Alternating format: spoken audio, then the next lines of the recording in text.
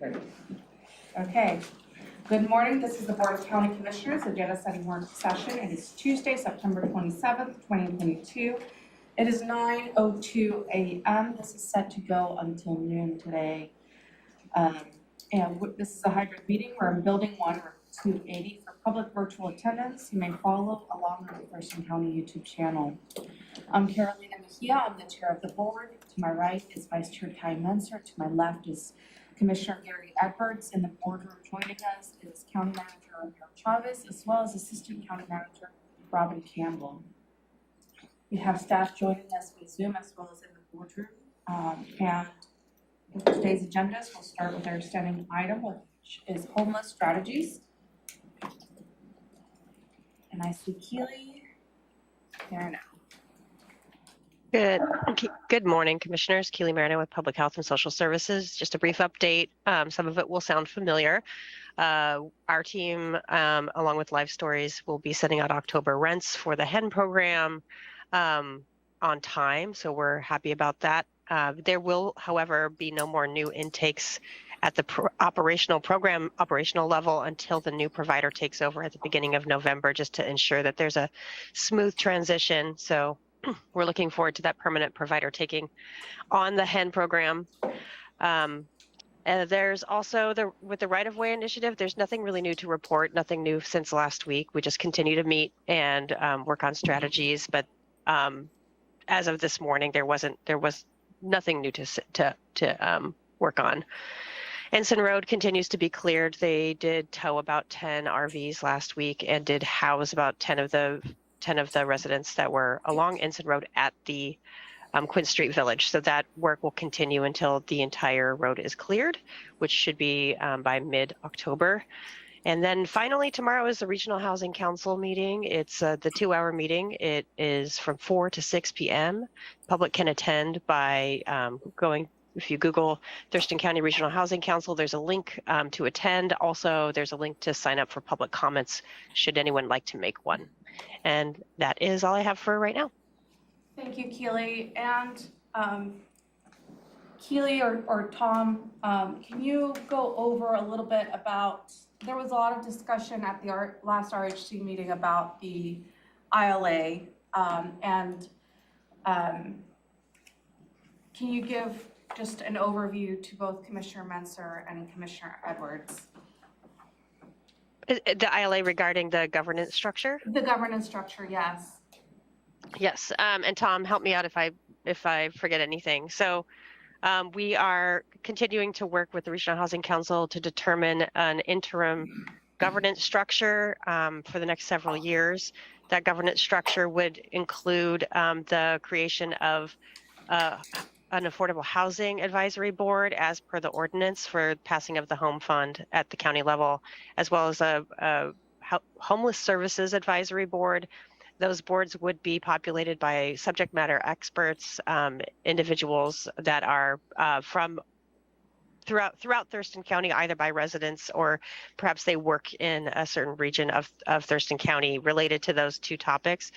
Each advisory board would be responsible for setting priorities or suggesting priorities for creating funding priority recommendations, as well as reviewing the applications that come in for RFP processes and making those financial award recommendations to the Regional Housing Council. So along that line, there is also a recommendation for 2 subject matter experts to be non-voting members on the Regional Housing Council at this point. And all of the subject matter experts, it comes from conversations and goals that we set at the Regional Housing Council retreat in May. And those include the participation of members of the Housing Action Team. And so we're getting really close, I think, to finalizing it. And Tom, is there anything else you'd like to add? No, I think that's a good summary. So we're hoping to get some final direction from the Regional Housing Council this week. So I know there's a couple of those issues are still working out the details, but I think, as Keely said, I think we're getting close. Thank you. And just to give commissioners an overview, there was a little bit of debate at the last meeting in regards to whether those two members would be voting or non-voting. Some thought they should be voting, while I was in the group where I thought there should be non-voting members. This is someone from HAT? From HAT. And what else? There are two members from HAT, correct, Keely? Oh, both two members? Yeah, so it would Correct. be two members from HAT who would be sitting, and there was, and I just kind of, the reason I'm bringing this up is because I want to get the other commissioners' perspective on this. I know it's going to come in front, once it's approved by the RHC, it's going to come in front of the board to approve as well, but I just wanted to have just a minimal discussion on kind of where I'm at, but I want to get the perspective as well from the other board members. There was some discussion on whether those two members should be voting and non-voting. I sided with the non-voting. I thought Councilmember Althauser made some really great points in terms of the responsibility of, the funds. It kind of falls on the elected officials, and we're the ones who have to report out. He put it way more eloquently than what I'm putting it right now. And so there was just some debate. So just bringing that to the attention of both Commissioner Edwards and Vice Chair Munson. Did the representative from Lacey have a petition? And I asked that because when I was kind of frontline negotiating with the City of Lacey some of the details of the home fund, and they were very concerned about accountability and all of that. So my suspicion would be Lacey would prefer a non-voting status, but I'm asking. Yes, and there was an update, I believe, yesterday, and Keely and Tom, I'll let you provide kind of where City of Lacey is at. On, I think there was a council meeting. Oh, Tom. Yes. Yeah. So last week, I know we met with Councilmember Cox, who's the chair of the RHC, and she indicated that they did provide an update to the Lacey City Council. She indicated that the preference of the Lacey City Council was to have the HAT members as non-voting members, was what she indicated to us. It was the City of Olympia, I think primarily Councilmember Cooper, who was in favor of them being voting members. Yes, sir. I think without knowing all the details, I tend to align with your position, and the reason for my position on that is that I don't think that non-electeds for sure, and would that be non-electeds? Yeah.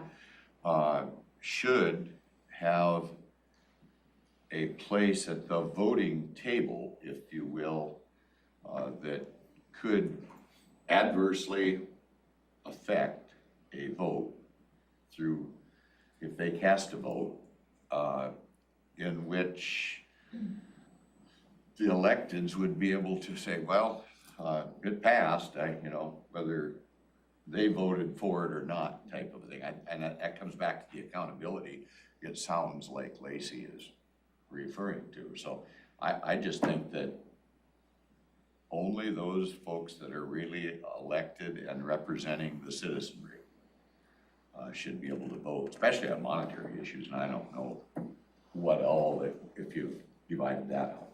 So that's where I'm at. Go ahead, County Manager. Just to provide context, if I may. Early in the year, we embarked on a two-day retreat with all the members of the RHC and mainly some of the Housing Action Team members. And the intent of the two-day workshop as to how we can bring the expertise of the community as part of the decision-making process. And that was, I thought it was a good two-day session. And also there was two elements on the conclusion. It was 2 days of a work session. One, just to see how in the future the Regional Housing Council can be a standalone organization. That's a lofty goal, as I have expressed in the past, there's a lot of issues that needs to be resolved before the county can be in that position from the administrative point of view. And the second aspect is how we can bring the experts of the housing action team. The result of that is what the governance structure that Keely just outlined. So members of the HAD as part of the subcommittees, they already provide that input. They will be involved in the new governance structure to provide recommendations as to what applications should be funded to the Regional Housing Council. So it seems to me a little bit odd to have voting members of the Regional Housing Council where they're going to be part of the whole process of recommending funding. So my humble opinion is I totally agree with the position at this point of the county to have those members not be voting members. If there's 2 voting members, then only 4 voting members right now in the RHC. The 3 cities and the county, 4. If we bring 2 additional non-elected voting members, doesn't seem to be adequate. And I totally agree that I believe the responsibility of the elected officials to the citizens and to the citizens as to how those elected officials can probably provide recommendations for funding. And that recommendations for funding eventually come to the Board of County Commissioners for final approval. So I'd just like to provide a little context as to how this governance came to be. So. There was no Yelm seat on that. On the Regional Housing Council, there is a young representative. So it would be 5. He has not been attended for lately. But there is that. Yeah, yeah. Okay. I agree with everything. This group that we're talking about is what? This on the council generally for everything. We're talking about having 2 seats, but ex officio sort of, or whatever you call it. So that's as to anything that comes before the RHC. Yeah. Not on one of the subcommittees we're talking about. Okay. Well, they will also be a part of a subcommittee, won't they? Yeah, in both. Yeah. On both. Well, anyway, I feel constrained by the discussion that I had when I was working through the details of the home fund dollars and how, and working through how Lacey would feel comfortable supporting our legislative action. And the focus of that discussion was on accountability of those, of the decisions and the elected officials from the cities. So I think that's important for me personally, since I was sort of in part of those conversations, to be consistent on that and not then try to say, oh, and I'm going to bring in some other people that have no accountability to any jurisdiction or any elected group of voters. It's great to have their expertise. I'm sure they'll bring a ton of really great useful information that the RHC members will rely on heavily and weight heavily in their decisions. So I'm comfortable with your position, Madam Chair. And yeah, that's I think all I need to say on that one. I did have a couple other questions when we get off to the next topic. For homeless strategies? Yeah, for Before homeless you go to strategies. the Regional Housing Council, we're currently working with City of Olympia on an in-local agreement related to the home fund to combine the home fund. There's a couple of, there is one paragraph that I still have some concerns. I submitted my comments back to the City of Olympia yesterday. And hopefully we can, agree on a language. On the particular language, especially on the subcommittee of the Regional Housing Council, the language on the interlocal agreement states the Regional Housing Council will have to provide recommendations for appointments to those subcommittees for the Board of County Commissioners to, approve those recommendations. But also there is a clause, the county should ensure the City of Olympia a third of that representation to be residents from the City of Olympia. That seems to be odd to me, because if the Regional Housing Councils provide recommendations to Board of County Commissioners for appointments, how can we ensure as a third of representation of the subcommittees be residents of the City of Olympia? So that's the only aspect that we need to wrestle over that, and hopefully we can agree on the final language that I provided yesterday, and that will become before for your consideration and approval. So that segues to my question. So the current City of Olympia Advisory Board for the Home Fund is going to become part of one of these subcommittees you described? Because Keely said that the Home Fund required the Affordable Housing Advisory Board. So are we talking about the same thing? Yeah. Okay. And so, yeah, that was my question. And whether it's guaranteeing a third or whatever, that may not be the right approach. But, you know, I've been reached out to by multiple separate folks to implore to me that there's heavy-hitting, amazing members of the Olympia's current advisory council, and we want to not lose their expertise as we navigate this merger. So my question was going to be, how are we doing that, and how are we folding what Olympia already has into what we need to create the countywide advisory board? I totally agree with you. I don't necessarily agree that there's a lot of expertise on the current subcommittee that City of Olympia has. My concern is, how can we ensure as a county a third of representation when the recommendations for appointments are coming from the Regional Housing Council entirely? So that's my concern, is having a language that we cannot deliver. I'm not disagreeing with the substance. Yeah, and I'm guessing that third comes from the fact that about a third of the dollars will come from Olympia based on the relative size of the two home funds. My recommendation is because we need to open the in-local agreement related to the Regional Housing Council. And at that point is where those conversations should occur. Because the Regional Housing Council, I believe the representatives have to ensure that representation of the subcommittees. So you're suggesting, a la the Capitol Lake, that we leave that open for the Regional Housing Council to lay out what the composition the ought to Regional be? Housing Council, and it speaks of the governance, as Keely has stated. And the Regional Housing Council, in the local agreement that we have, that needs to lay out, because that needs to be opened.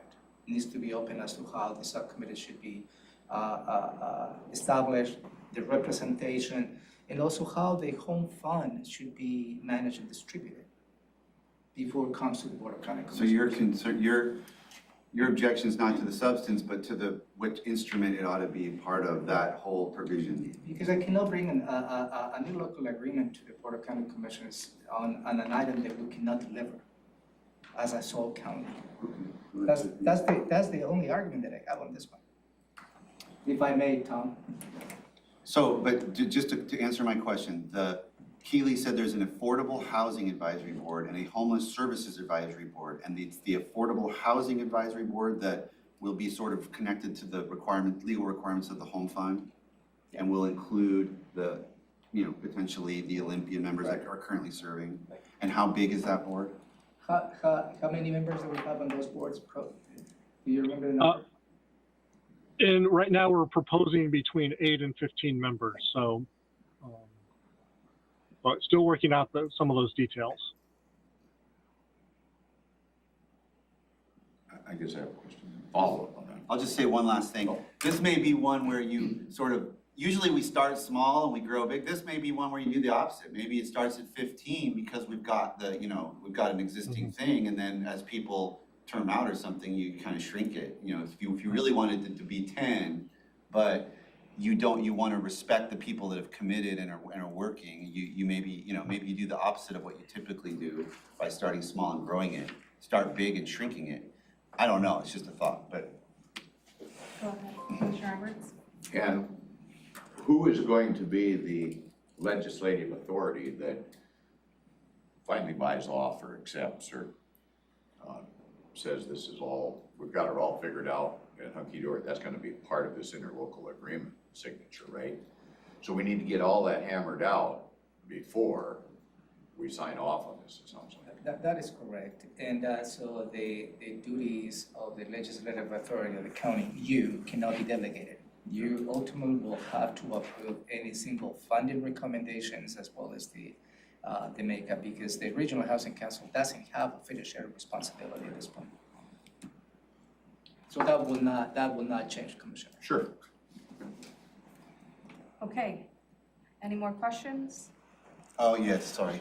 Okay. Keela, I wanted to ask about the Ensign Road, and you said 10 RVs are being towed, and remind me, where are they going, these RVs that are, once Olympia decides to move them, where do they go? The actual physical RV?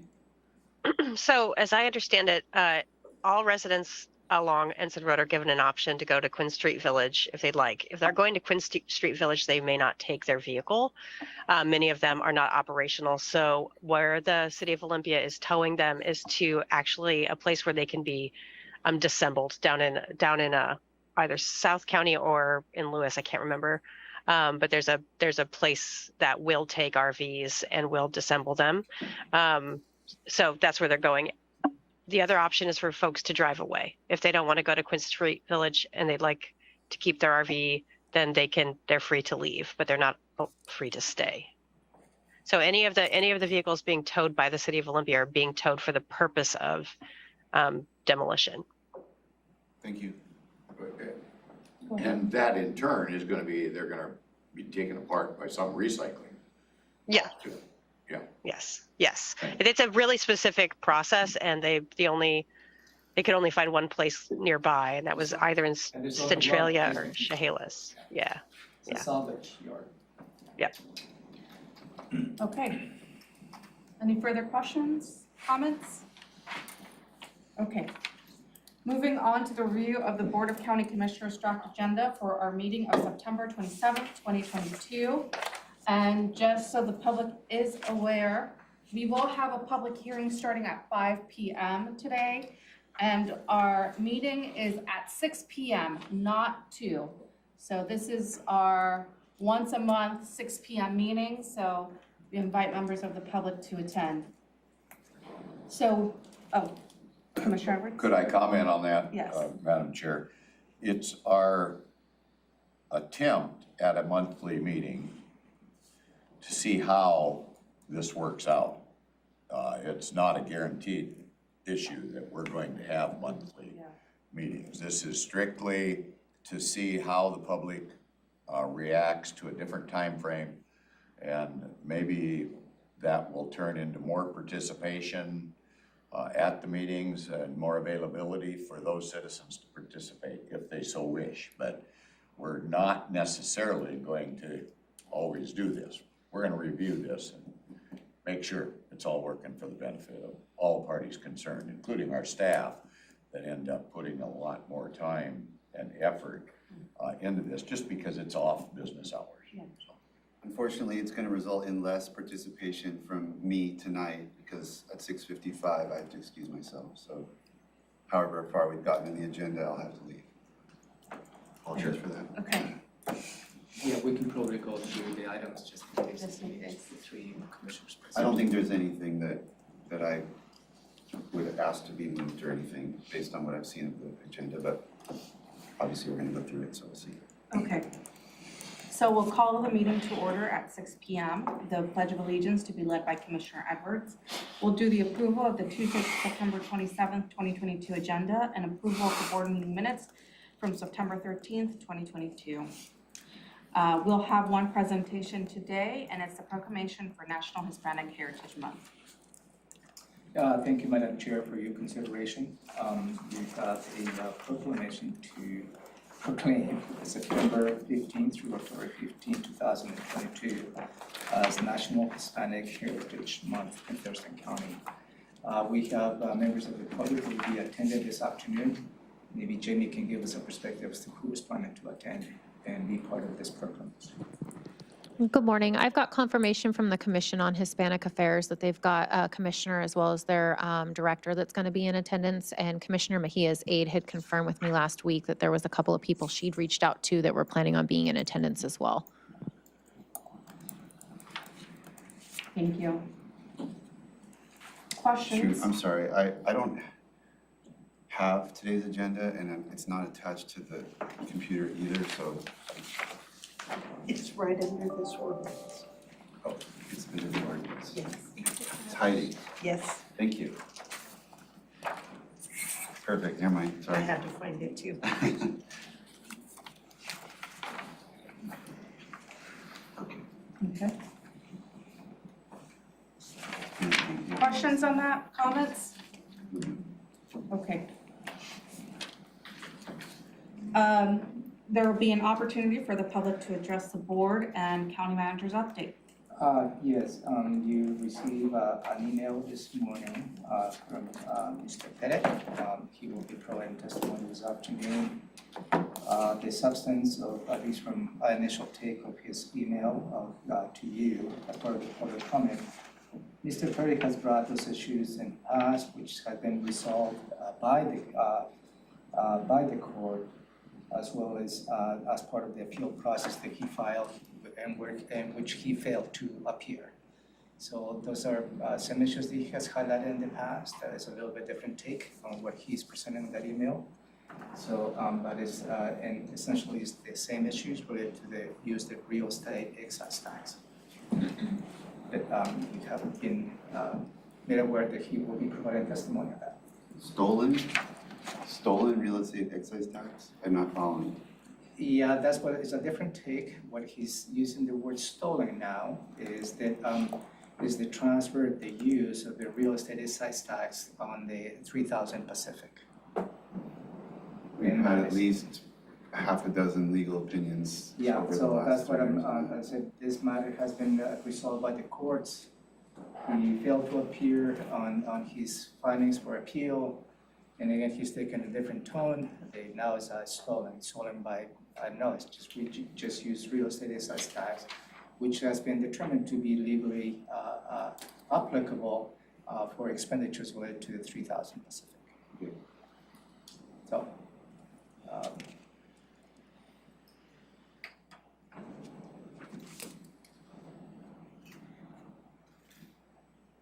Okay. and also, I will be highlighting a couple of items this afternoon, if I may. As you may know, Mike Kane, who served as the Development Services Planning Manager from 2004 to 2018, but he was a county employee for a long, long time.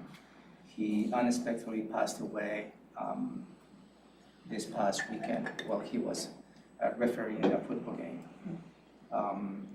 Certainly Mike will be remembered by the team and the citizens for his humor, his candor, dedication, his kind way to approach the business of the county. I will make sure that I will highlight that this afternoon. And also I will follow up on the comment related that you received at the last meeting related to the use of Nextdoor app. So I will be prepared to respond on those terms this afternoon. Really, the statement made that perhaps the board has directed not to use the app Nextdoor. That's not the case. It was more of a strategy developed by the PIO as well as management as to how we can better utilize those platforms. In the past, the Nextdoor has been used to, from our perspective, spread misinformation and hateful comments. So at this point, we need to reassess whether that is the right tool to disseminate information. We have encouraged, we continue to encourage the residents of Thurston County to use the TC alert. And the TC alert is when everybody gets, logged into their phone number, and we provide information when emergencies come as needed. So I will certainly do that this afternoon. I will encourage all the residents of Thurston County to sign up to the TC alert, in which that will be free of charge, and we'll be sending messages related to any emergencies in the county as we see fit. So I will highlight those two this afternoon.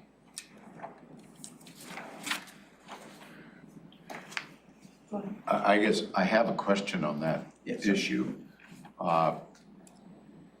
In the past, has the county been utilizing this venue, social media, whatever you want to That next door? Yes, Yeah. they have been. In some instances, yes. And then somewhere along the line, there was some decision made to not utilize it? Yeah. And By staff. my staff made that decision. I guess I always question is that the way we ought to be doing business by allowing staff to make legislative decisions, I guess, is what it might boil down to. You're sounding like you maybe don't agree with the information that has come out through this particular social media, but are we then saying that all other social media is always spot on and the whole truth and nothing but the truth, so help me God, and failure to say so, you know, you're gonna get thrown in jail or whatever? I'm just wondering, If I may. because I don't use social Yeah, media. with all due respect, the use of this app is not a legislative decision. Okay, I don't know. Yeah, so if you feel, the board feels that you need to approve the use of an app of a platform as a legislative action to use the Nextdoor, then you need to have a conversation among yourselves. Yeah, Because I believe that it's not a legislative decision, that you need to direct staff to use a specific application. I believe the staff and the experts believe that, you know, assessing any type of platform is always part of our business. And we'll continue to assess the use of this application to see how we can better inform the public. yeah, well, I'm probably the wrong one to debate this with you because I don't use social media at all. So I'm just wondering. I just, Ben's online, and when I talked to Ben about it, because I had a meeting with him and this issue should come up, and he had some other reasons above and beyond what you just outlined, County Manager. If the board is curious, he could probably explain. There were some issues about archiving, and there were some technical issues in addition to just, you know, it's good information, it's bad information. There were some like technical reasons why it wasn't working very well for staff, and above and beyond, you know, just concerns about, you know, accuracy of information or whatever. So I don't know if the board wants to hear that, but since he's sitting there and he just turned his camera on, Megan or Ben can answer that question in terms of the technical restrictions as well. Yeah, and Megan too. I don't know. I'm really sorry, I can't see who's in the room, so I don't want to speak over the top of Megan. But Megan would be the subject matter expert on this piece. I will say from our perspective at emergency management, there are some pieces as we're going through this trying to align with current policy for social media that makes it very complicated for Nextdoor. The primary reason that Nextdoor becomes complicated is because it's hard to archive. And so in terms of trying to capture all of the notes and all of the documentation out of Nextdoor, it doesn't automatically archive all the posts and all the comments. And so there's two components of this that we're required to produce from a public records request law standpoint, that when we put information out, we need to be able to recall it and produce that to the public when they have a request. We want to be responsive and support public requests for information. Nextdoor does not automatically archive, such as Facebook and other meta platforms and Twitter. They automatically archive for that information to be recalled alongside all of the comments.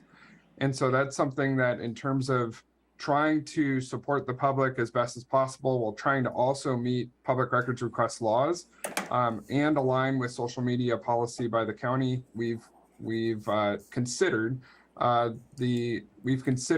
not using Nextdoor. And so that's why we've gone down the consideration path for this specific platform. And like I said, I do not want to talk over the top of Megan, who would be the subject matter expert on this. Megan?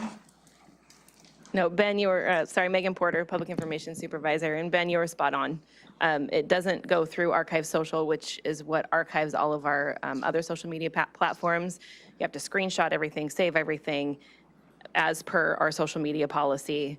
And so we have not said you cannot use it. There has never been a decision made that says you cannot use it. But we are working with emergency management to see if it is the best option or what's the best way to get the information out. Thank you. I downloaded Nextdoor and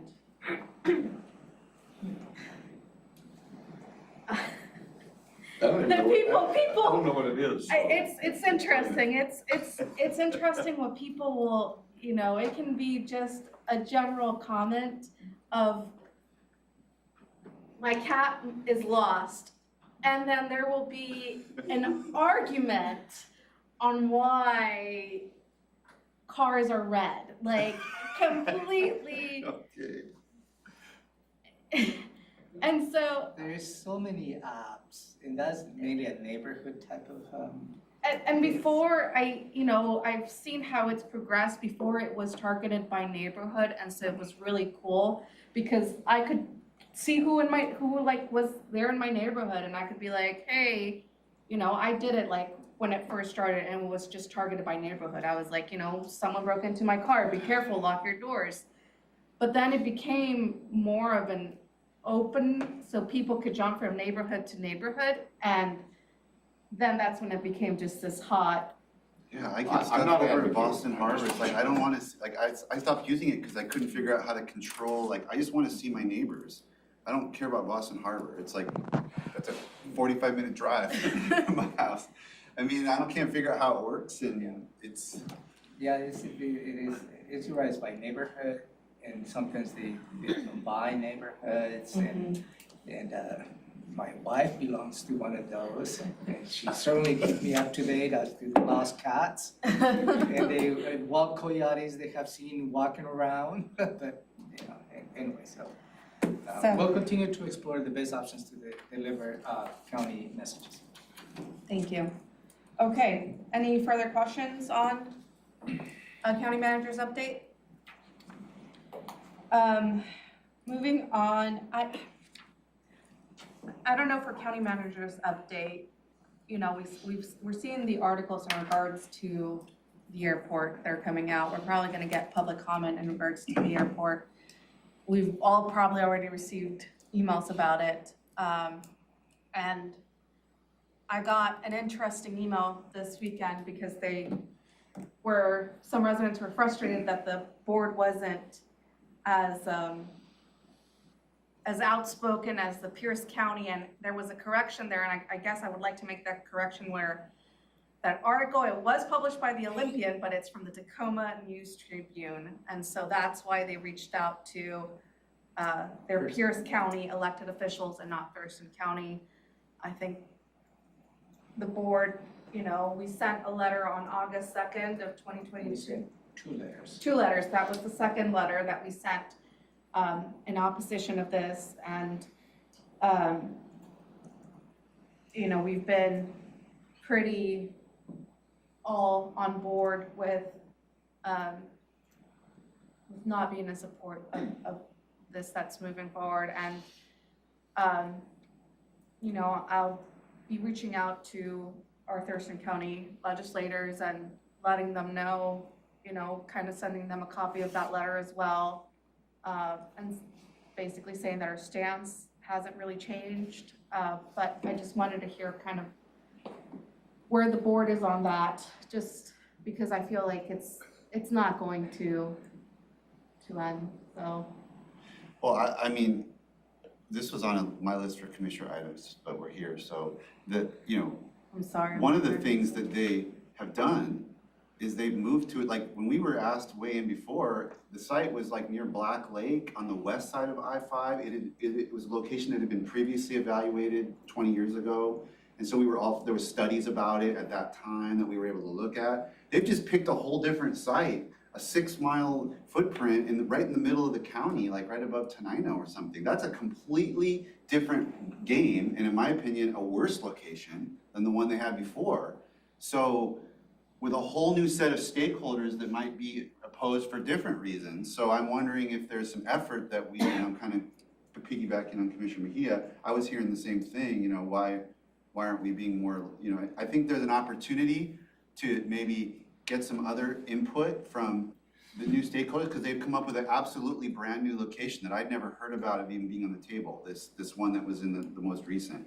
So now we're affecting a whole new set of communities and neighborhoods and traffic patterns and infrastructure. And so there may be a chance to weigh in again on, because this proposal has completely changed, and maybe assemble some new, you know, some new backing, community backing for that position. Cause I'm really concerned about, you know, now we're down to the final four. And this one, apparently Thurston counties will hold far fewer planes than Pierce County, but that's beside the point. That's besides the. Nobody in this county wants this, it's unanimous, as far as I can tell. 300,000, 500 to 0, the best that I've been able to determine. You know, it's a little bit disheartening, this commission, looking at the potential locations. We have correspondence, I believe, from the initial letter. They will honor the request to remove any airport locations in Thurston County as a result of your first letter. And they'll continue to bring that up. So I believe that it's absolutely totally disheartening to me. The Board of County Commissioners have to send yet another letter this year to make the point that you did a year ago or so on the same context. The Thurston County Board of County Commissioners is opposed to any regional airports in any areas of Thurston County. And just changing the location, I don't believe changes the stance the Board of County Commissioners have already stated. So if there is an opportunity now to send another letter, we can certainly do that. And I like that approach that Madam Chair states that now the local legislators should be part of this conversation as we move forward. Because the decision on a final location is not until next June, I believe. And as part of I would just say, if we're gonna do another letter, I would, focus, I would have signature lines for the mayor of Tumwater, the mayor of Tenino, the mayor, you know what I mean? Like all these new, because this is a new location, and I think we can show, as far as I know, and, I know those two that I just mentioned would sign the letter. And whatever other communities within, shooting distance of this proposed location, I'm sure we could get a very impressive looking, set of community leaders to weigh in. Commissioner Roberts? I don't know kind of what's expected of us other than, this board does not always agree on things, and this is an issue that we agreed on.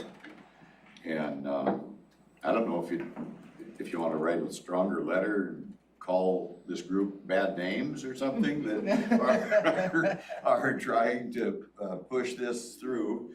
I don't know if that's the answer, but I think maybe just a quick letter to all of our elected representatives that represent citizens in Thurston County. We can send them a copy, so everyone knows we've sent this several times. I believe we sent these letters, and that we don't have any interest, and we would hope that you could reflect that same sentiment. Maybe, I don't know.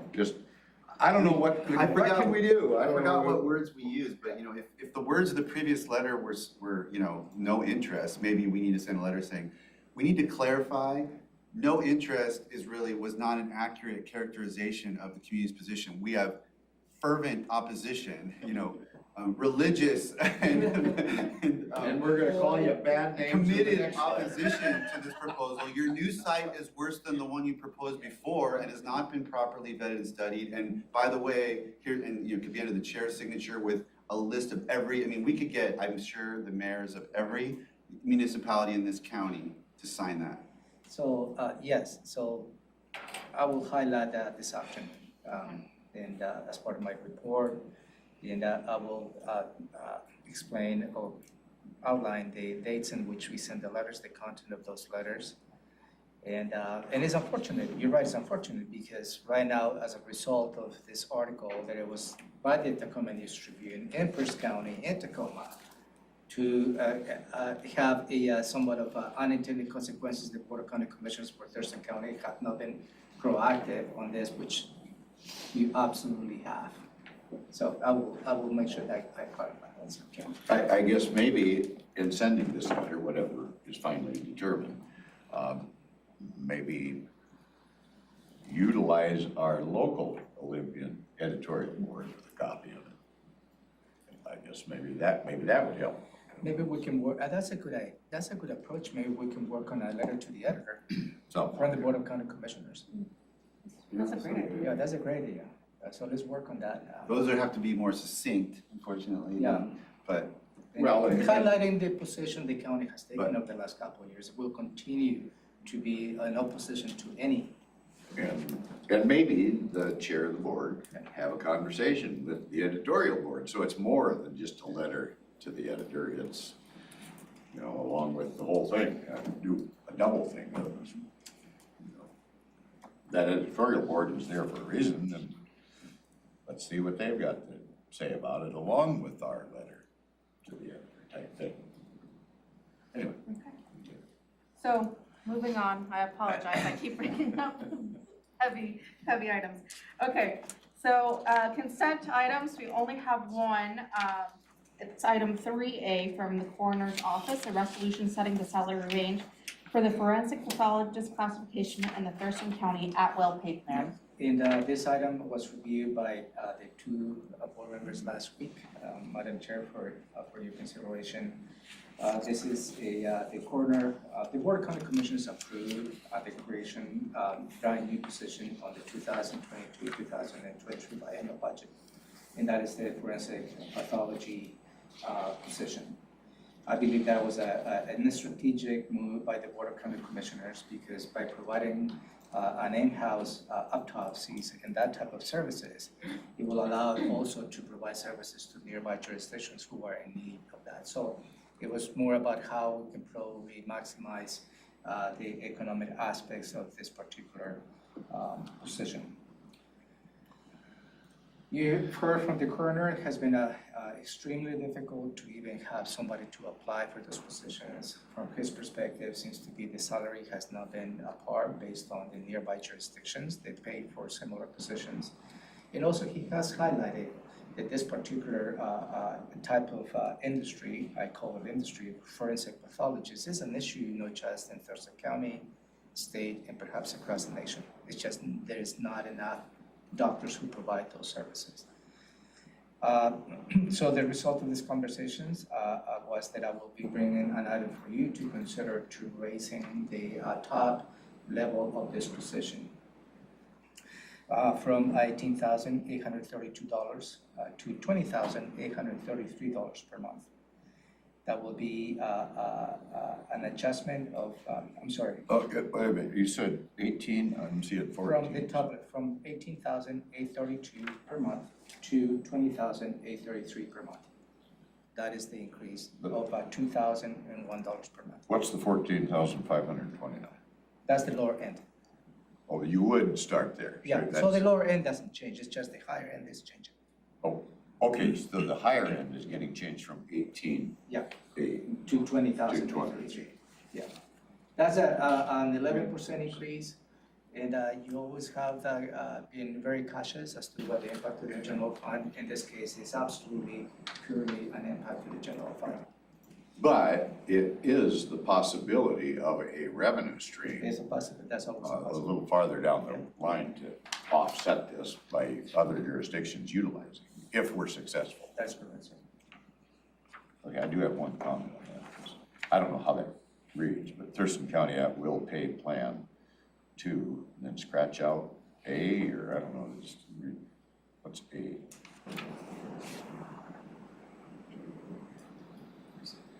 I don't, maybe read right. Looks just kind of.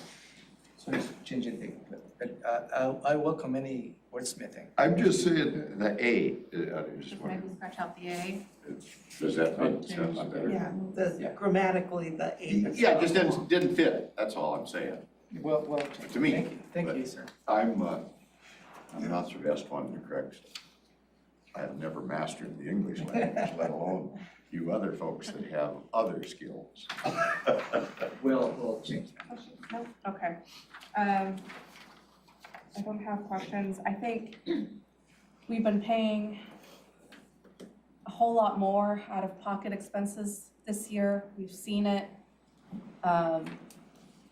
With the budget amendments coming through, I think this in the long end will help us, not you know, hopefully the prices will go down and I think this will help us. So I'm definitely in support of this. Okay, moving on to department items. Items 4A from the auditor's office, approval of the voucher list. Thank you, Madam Chair. This is an item that usually is on the consent agenda. It is on the department items for you to consider approving the voucher list of the week of August 22nd, 2022, for a combined amount of $1,100,351.35. Because there is on page 26, there is payments related to the atrium for $630.21. Questions, Commissioner Edwards? No questions. Commissioner Menzer? Okay, moving on to commissioners. Item 5A, amend ordinance number 16179. Thank you, Madam Chair. I brought this item up for your consideration last week. And on July 19, 2022, the board approved resolution 16179, which outlines the place, location, and many other aspects as to when the Board of County Commissioners will be meeting. As the Board of County Commissioners and the Office of the Commissioners will be moving to the 3000 Pacific. On this particular ordinance, it states that by December 1st, 2022, all the meetings on the Board of County Commissioners will be located on the 3000 Pacific. Unfortunately, we have seen delays on furniture, and we will not be able to meet that particular timeline. So this particular amendment, and I have provided a copy of that ordinance, amending only one aspect of the resolution that you passed in July. And that is that they will move the formal date for you to have your formal meetings at the 3000 Pacific to begin on January 1st, 2023. Strategically, that makes sense, at least from my point of view, since in December, we will be in the middle of budget conversations, public hearings, and it's just prudent to have it in here, have everything done in this room, and then your new location will begin on January 1st, 2023. Questions, Commissioner Edwards? I think I voted against this ordinance. If we look at the Yes, you did. record. Yeah. Thanks, sir. And I have been asked when that might stop. and I want to explain something if I can take just take a few minutes here. Because we never seem to have enough time to cover everything. If one of the board members was very concerned that we try to make a switch to electric vehicles, let's use that just as an example. And two board members said, no, we're not going to switch for 10 years. Put it in some kind of a written correspondence or resolution or whatever. But the other board member thought it was a very good idea, so he got outvoted. So from that point on, every time an EV thing came up, would that board member possibly, well, I lost that vote, but from now on, I'm gonna vote for it. You kind of see where I'm going on this whole thing. So I don't want to disrupt things as this whole thing goes on, but I'm still trying to massage this out. I'm gonna ask for some tolerance from my board members for a while, just until we get to some point. Okay, I don't know exactly where we're at. I know we've got a legal decision. We're headed down the road. Pretty soon we're gonna be doing business somewhere. So I'm just gonna point that out, but. Well, I was wondering, like when we were making decisions related to the building, like let's say furniture contract, and you thought that we're paying way too much for furniture, or something like that. I mean, if you're stuck back at the position of like, I don't like this move, so I'm not gonna then you're losing your ability to weigh in and vote on maybe a detail related to that. That's water under the bridge. Now we got a whole bunch of new decisions to make about, and if you're just kind of stuck back at that old position, it feels to me like you'd be better serving your constituents by saying, okay, I lost that one, but now I need to weigh in on, like where we're at now, and maybe it's the furniture counter, maybe it's some tenant improvement, whatever, but you haven't done that because you've stayed back with your original position. I'm trying not to belabor or delay our discussions on this. I mean, pretty much everybody knows where I'm at on this thing. I mean, I'm not trying to impress anybody that maybe. And so that's why I'm kind of in that position. And I just use the EV thing as, hey, it's gonna happen, but if some board said, no, it ain't gonna happen and not gonna happen for 10 years. I mean, I can't imagine going along with something you totally disagreed with. That's the only reason. Okay. Well, I mean, I would think the best way, your analogy would be better if it was flipped, right? Like if two board members said, we're converting to EV, and one board member said, no, I don't want to do that. Well, then 6 months later, we're voting on, well, what kind of EVs, and you might have an opinion on that. And you say, well, okay, I don't want to buy them, but if we're going to buy them, then I want it to be, not the police car, just the public works fleet. Yeah. But if you're back saying, well, I oppose any EV purchase period, then you're forfeiting, you're waiving your right to weigh in on the next set of questions. Okay. Because you're stuck back on the battle that you lost, a year ago. So if I were in your shoes, I'd want to weigh in and say, okay, I lost that, but I'm going to give my opinion on everything else. Maybe when we get more than $600. I don't know. So maybe. And thank you for pointing this out. As a matter of context, for the public maybe, you're tracking on this, the ordinance 16179, the board approved on the majority vote back in July. The 3000 Pacific, the location is just one of the many elements included on that ordinance. And that ordinance includes when you hold your regular meetings, how the special meetings will be handled. The fourth Tuesday of every month, you may have a 6 o'clock Board County Commissioners meeting. May. So that ordinance 16179 is beefy. Yeah. It has a lot of elements, and this is just one of them. As a matter of context for the public, because this amendment is not just on the overall, it's just that piece of when the new location should be taking place for your meetings. And the issue is not always, on this issue, is not necessarily the location as much as it was some of the verbiage in the ordinance having to do with making sure the public is always apprised of all of our discussions. That was the issue on that one. But I just bring that out, so. Okay. It's not sour grapes, it's just the reality of what I'm stuck with here. And I'm in the minority, that's the way this system works, that's our system, so, good. Okay. Just trying to clarify, thank you. Thank you for giving me that talk. Of course. Commissioner Menzer, questions? On the ordinance, no. Okay. I don't think I have any questions, but I'll finish reviewing this later on. Okay, moving on to item 5B, on-call design and engineering services contracts. Thank you. You reviewed this item last week as well, but for your benefit, Madam Chair. On May 8, 2018, the Board of County Commissioners authorized Central Services Department to solicit the request for qualifications to negotiate and execute contracts for on-call consultants.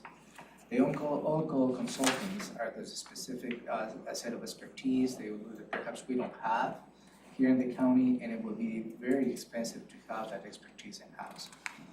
Whether it's HVAC, electrical, that sort of expertise they would tend to seek when we have the on-call consultants.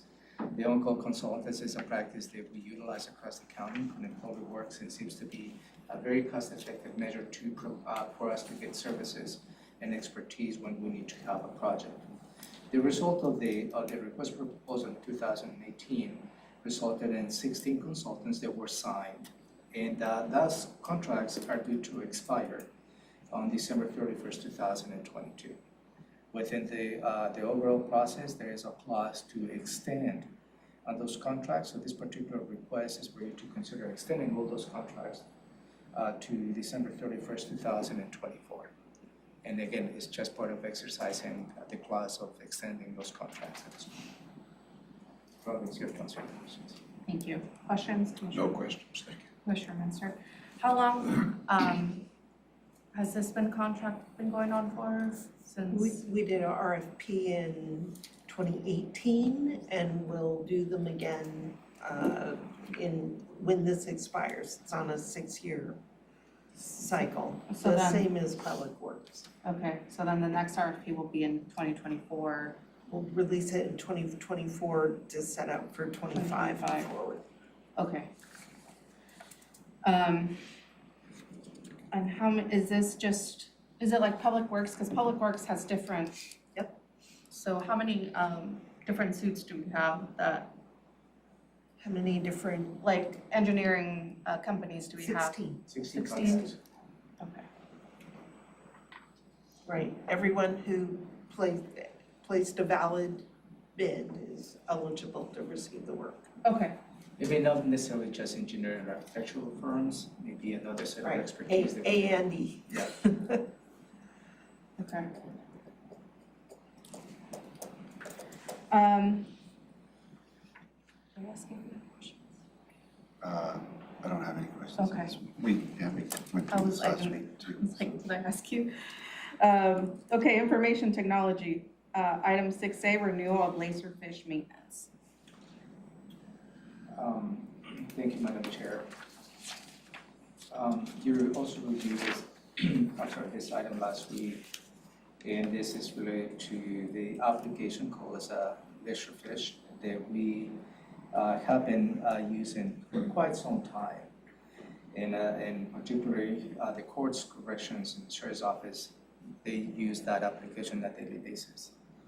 This particular proposal is to extend the maintenance contract for a 5-year term with a cost of $118,068 per year.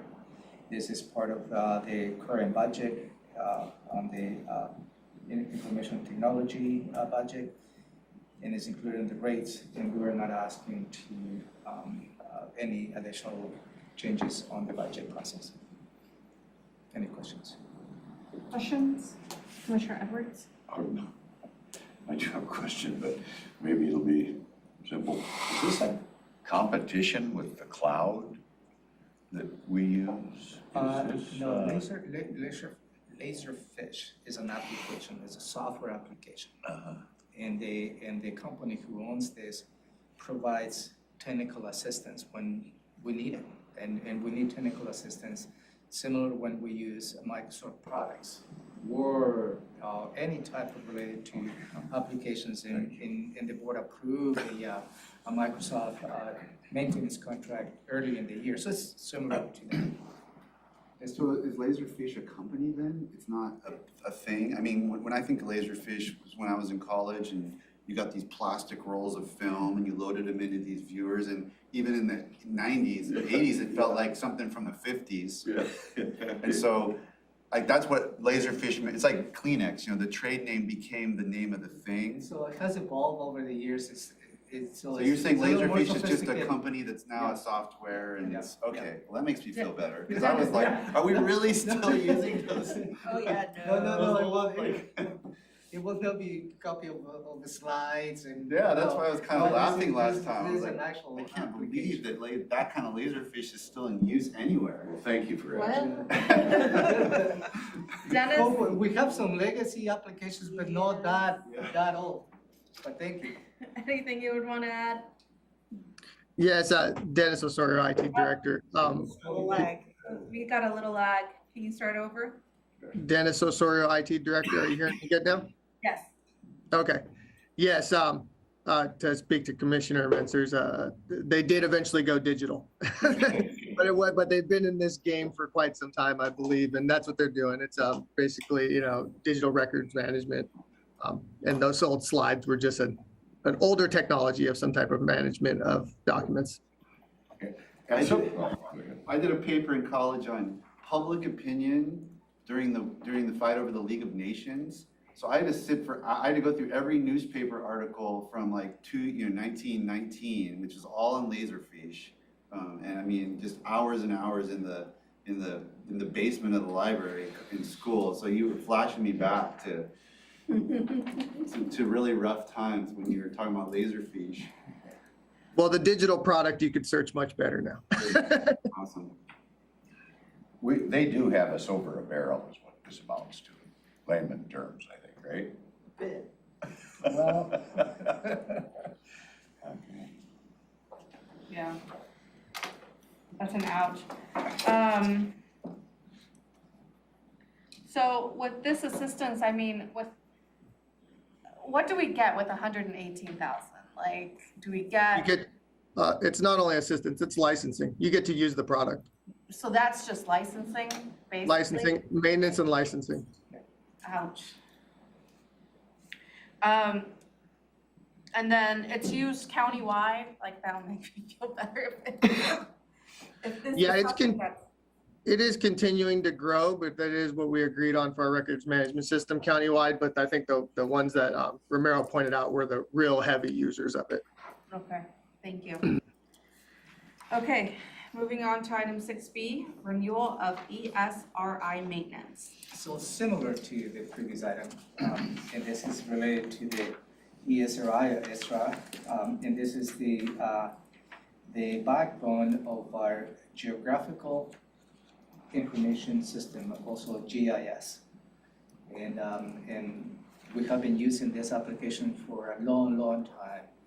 And I can probably, you can attest to the fact, Madam Chair, the GIS is such an efficient tool when we were developing the redistricting map. So in this particular case, is to the same request to extend the licensing and maintenance terms for 5 years with a total cost of $143,613.20 per year.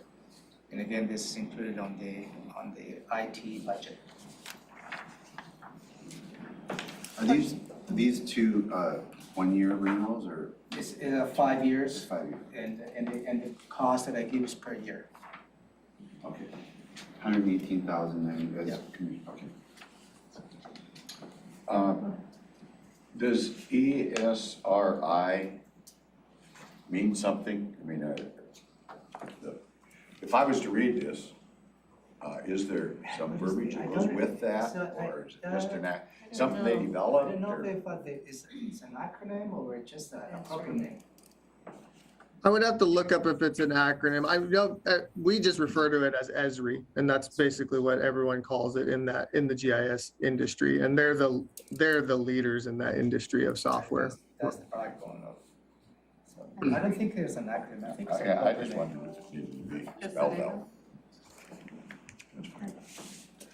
It's for GIS. Okay. Public Health and Social Services, item 7A, approve rent assistance contract amendment with Washington State Department of Commerce. And is it connected to item B? Yeah, that is correct, Madam Chair. And the first item for your consideration, back in April 6, 2021, the Board of County Commissioners approved a contract with the Washington State Department of Commerce to receive just about $10 million, $10,210,000, $933.39 to be exact, to provide emergency rent and utility assistance activities to members of our community who are in need of that as a result of the COVID-19 impact. We have been extremely successful in issuing and distributing the rental assistance in the county.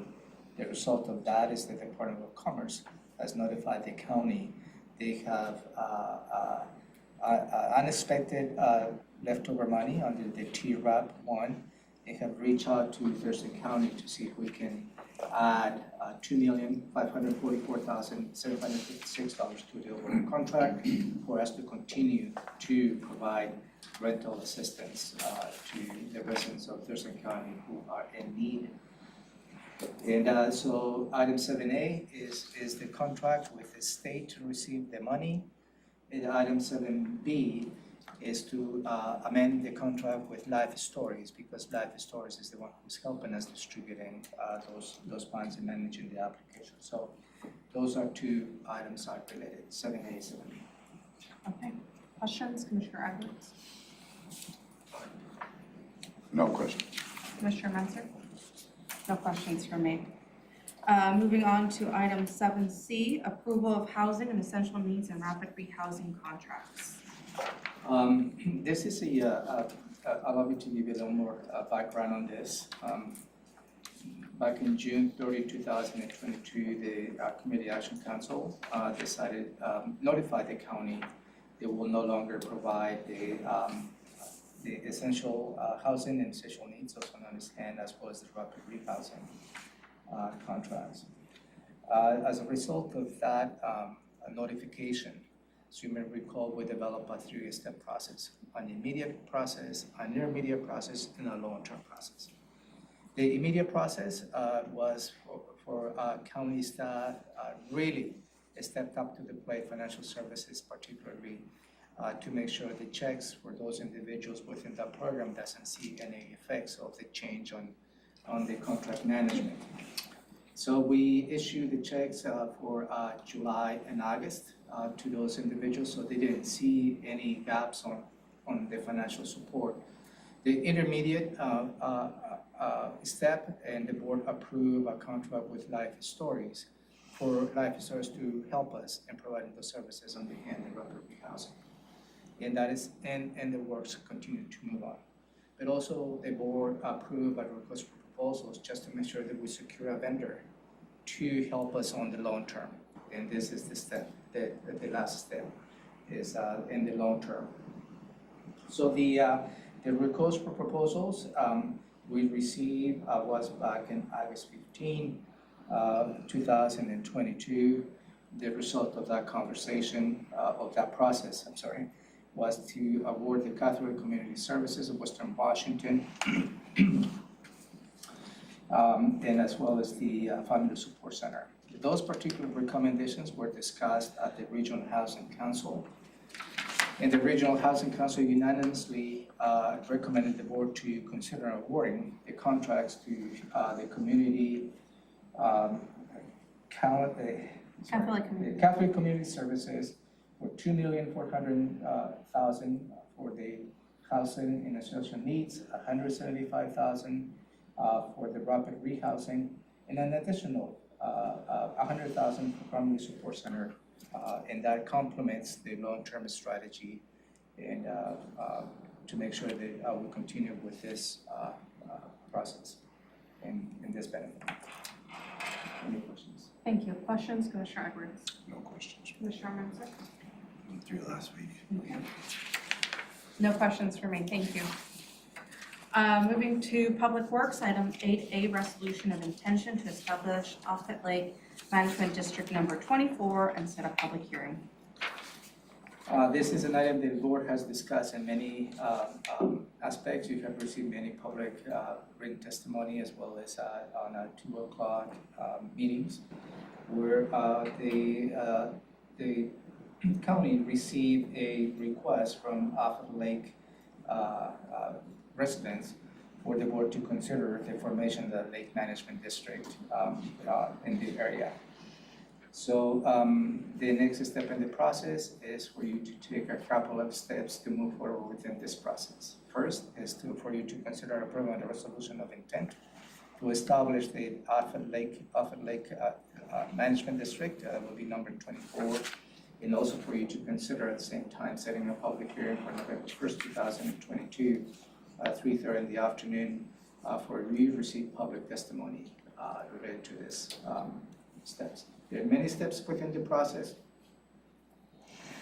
After the public hearing, to hear community objections, then you set to authorize a vote of landowners of the properties, and eventually will lead to an adoption by you if that is the intent of establishing the LMD and off. And Tim is here to provide information. Tim, anything you'd like to add? Yeah, good morning, Commissioners. Tim Wilson, Water Resources Manager with Public Works. Very good summary. I have nothing else to add at this time. Questions, Commissioner Edwards? No questions, thank you. Questions, Commissioner Menzer? Did you hear how it's going?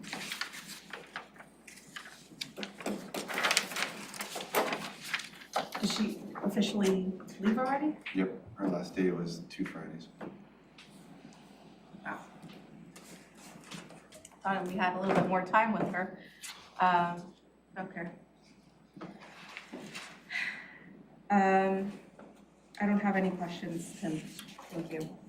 Thank you. Moving on to, so we have, we'll review our standing items. We'll have one public hearing at 5 p.m. and this is the Community Planning and Economic Development public hearing for number 827, non-conforming code update, critical areas ordinances. Yeah, thank you, Madam Chair. At 5 o'clock, you will be receiving public testimony related to, excuse me, recommendations for amendment Title 24, which is related to the critical area ordinances. And this item is really to be more of an administrative process to address non-conforming uses in the county as a result of the critical area ordinance. Staff, Ashley IRA is going to provide you with a good overview this afternoon. Hopefully will address some of the questions the board has asked in the past.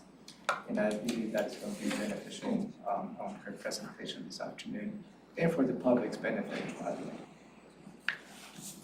And at this point, we only ask the board to consider closing the public hearing. We have a follow-up briefing this week where you will address the, consider the public testimony you have received, and at that point, we'll ask what is the pleasure of the board on the next steps. Questions, Commissioner Edwards?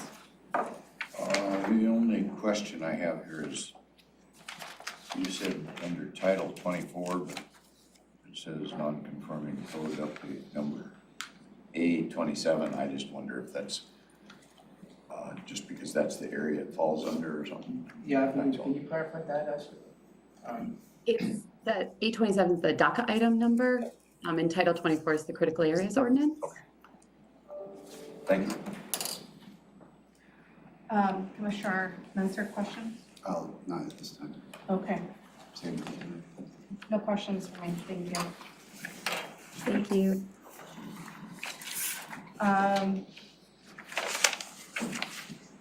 How long, actually, I do have a question. How long is the presentation going to? We're going to try to keep it to under 10 minutes at the most. Okay. I actually asked for some detail on the 3 scenarios, especially the third one. We went out go through this last week because I had some lack of understanding of some of the details, so I asked for a little bit extra of laying that out, just so you know. No, that's good. No, as long as we're able to keep it within kind of that hour, that way we can start our meeting on time. And then again, it depends on how much public comment we receive. Have we received a lot of written comment or? Yeah, great question. We have not received any written public comments at this point. Okay. Thank you. Okay, it is 10:21. We're a little bit behind. We haven't been behind in a while, but let's go ahead and take a 10-minute break. Thank you. And then we'll pick up.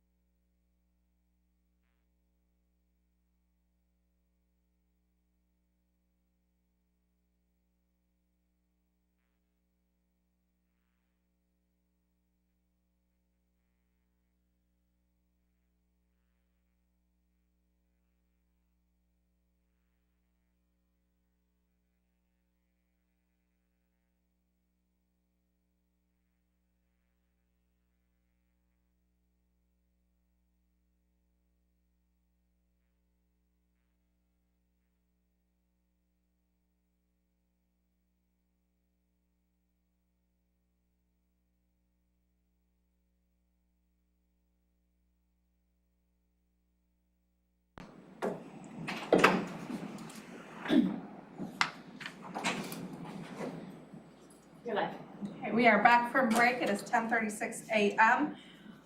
We are picking up with a review of the Board of County Commissioners draft agenda for our meeting of October 4th, 2022.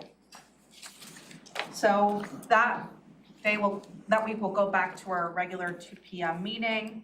We'll call the meeting to order. The Pledge of Allegiance to be led by Vice Chair Menser. Approval of the Tuesday, October 4th, 2022 agenda and approval of the board meeting minutes from September 27th, 2022. We have one presentation, and it's Domestic Violence Awareness Month Proclamation. Yeah, thank you, Madam Chair. Every year, you consider this proclamation in month of October as the Domestic Violence Awareness Month.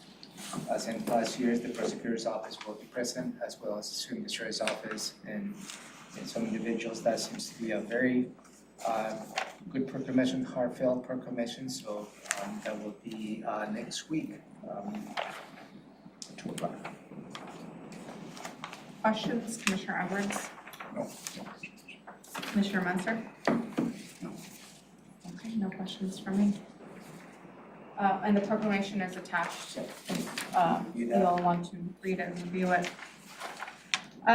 Next, there will be an opportunity for the public to address the board and county manager's update. We have 2 consent items. Item 3A from the prosecuting attorney, a resolution with classified position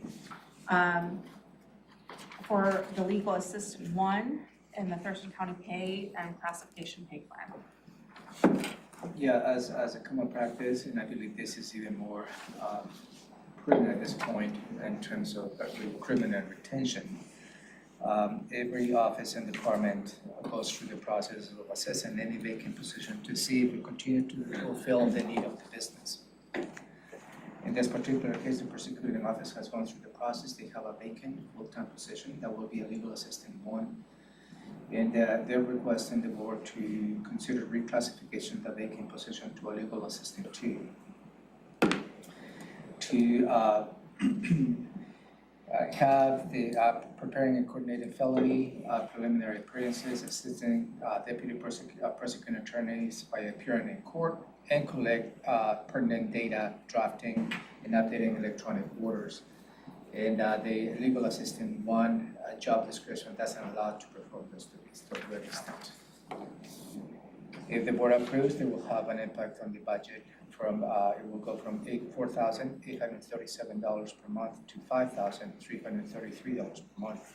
That will be an increase of $496 per month, just about 10.25%.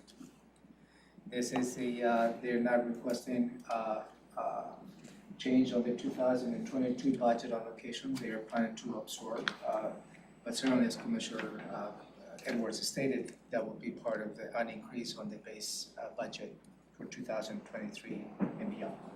Any questions? Questions, Commissioner Edwards? No questions. Questions, Commissioner Menser?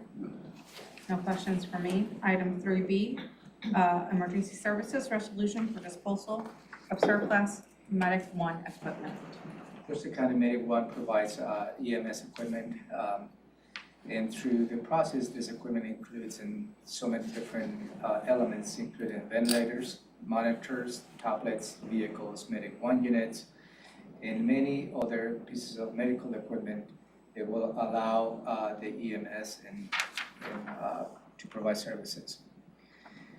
Through the process of maintaining those pieces of equipment comes to a point in which it has reached the life cycle. In this particular proposal is for you to consider surplusing some of this equipment to the West Region Emergency Medical Services and the Washington State. They can benefit from the functional equipment. They're still operating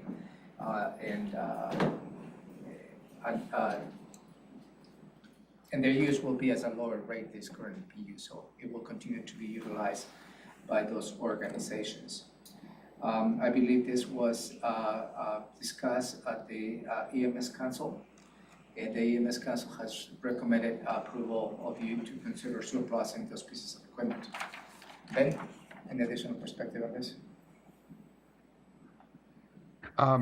Good afternoon, Commissioners. Ben Miller-Todd, Interim Assistant Director for Emergency Services. I just wanted to highlight that there will be a hierarchy in terms of the surplus utilization. So first right of refusal would go to all Thurston County fire and EMS agencies in the event that they would like any of the equipment that is being surplus. The next step down would be to offer it to West Region partners for EMS or fire agencies. And the final step would be in accordance with state law and offering it to any Washington state governmental entity. This would be in accordance with the Thurston County surplus policy and in conjunction with them, as well as allowing the EMS Council to authorize the surplus of these pieces of equipment.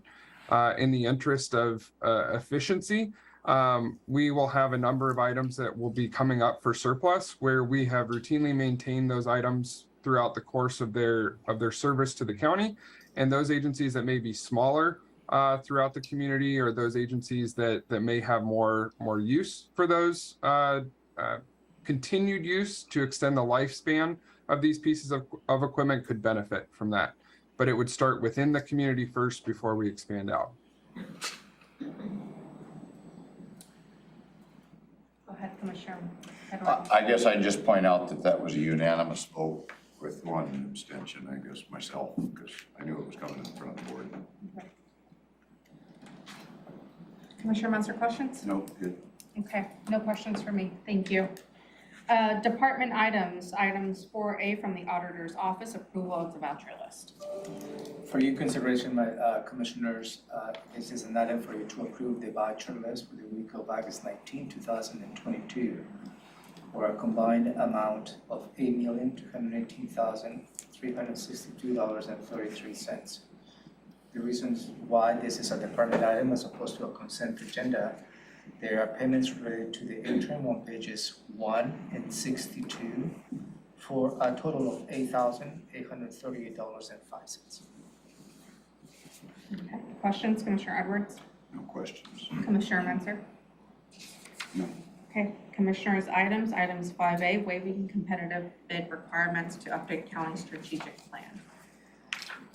Back in 2017, the Thurston County Board of County Commissioners authorized the contract with Berg Consulting to conduct an statistically valid survey with citizens to assess their priorities and get input from all the resources here from offices and departments, and which led to the approval of the the strategic plan for Thurston County. There was always a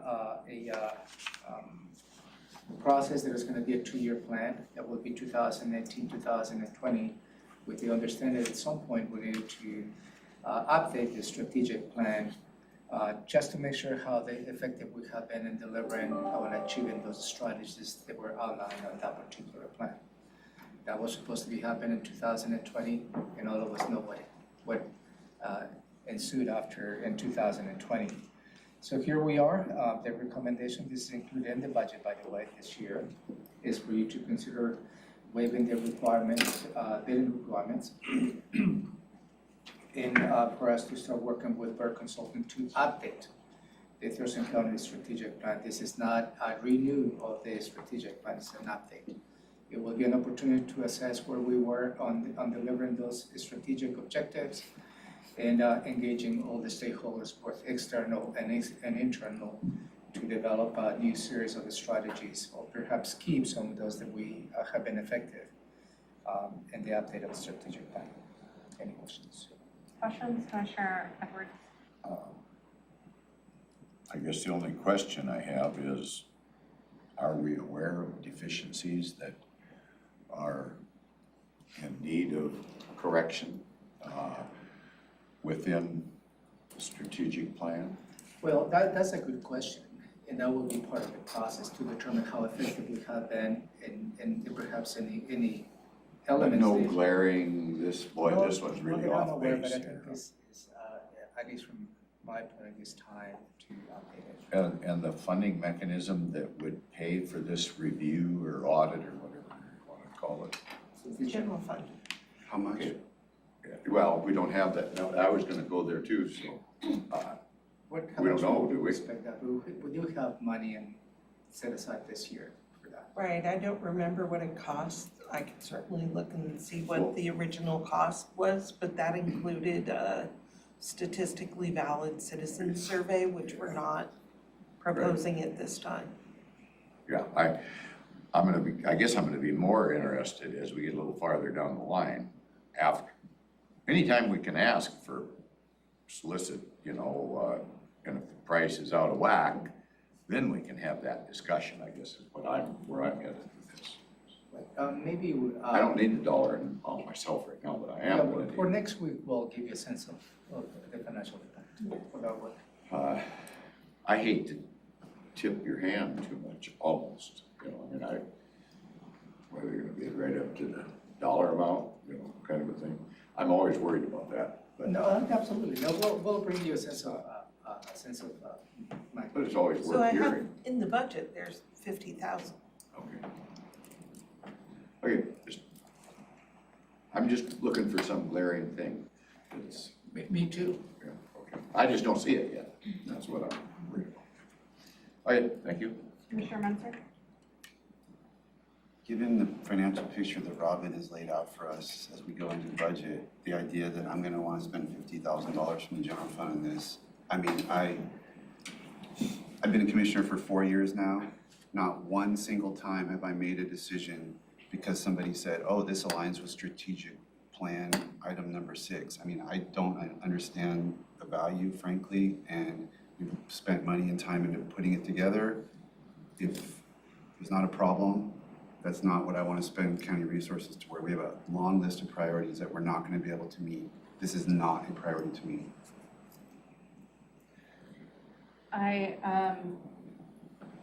My question is in regards to why, I didn't quite understand why we're waiving the competitive bidding process for it. Was it? Because Burke provided the initial support in developing the strategic plan, and I think it's going to be more cost effective if you continue with this consultant, as opposed to bring another consultant who will have to start from ground zero.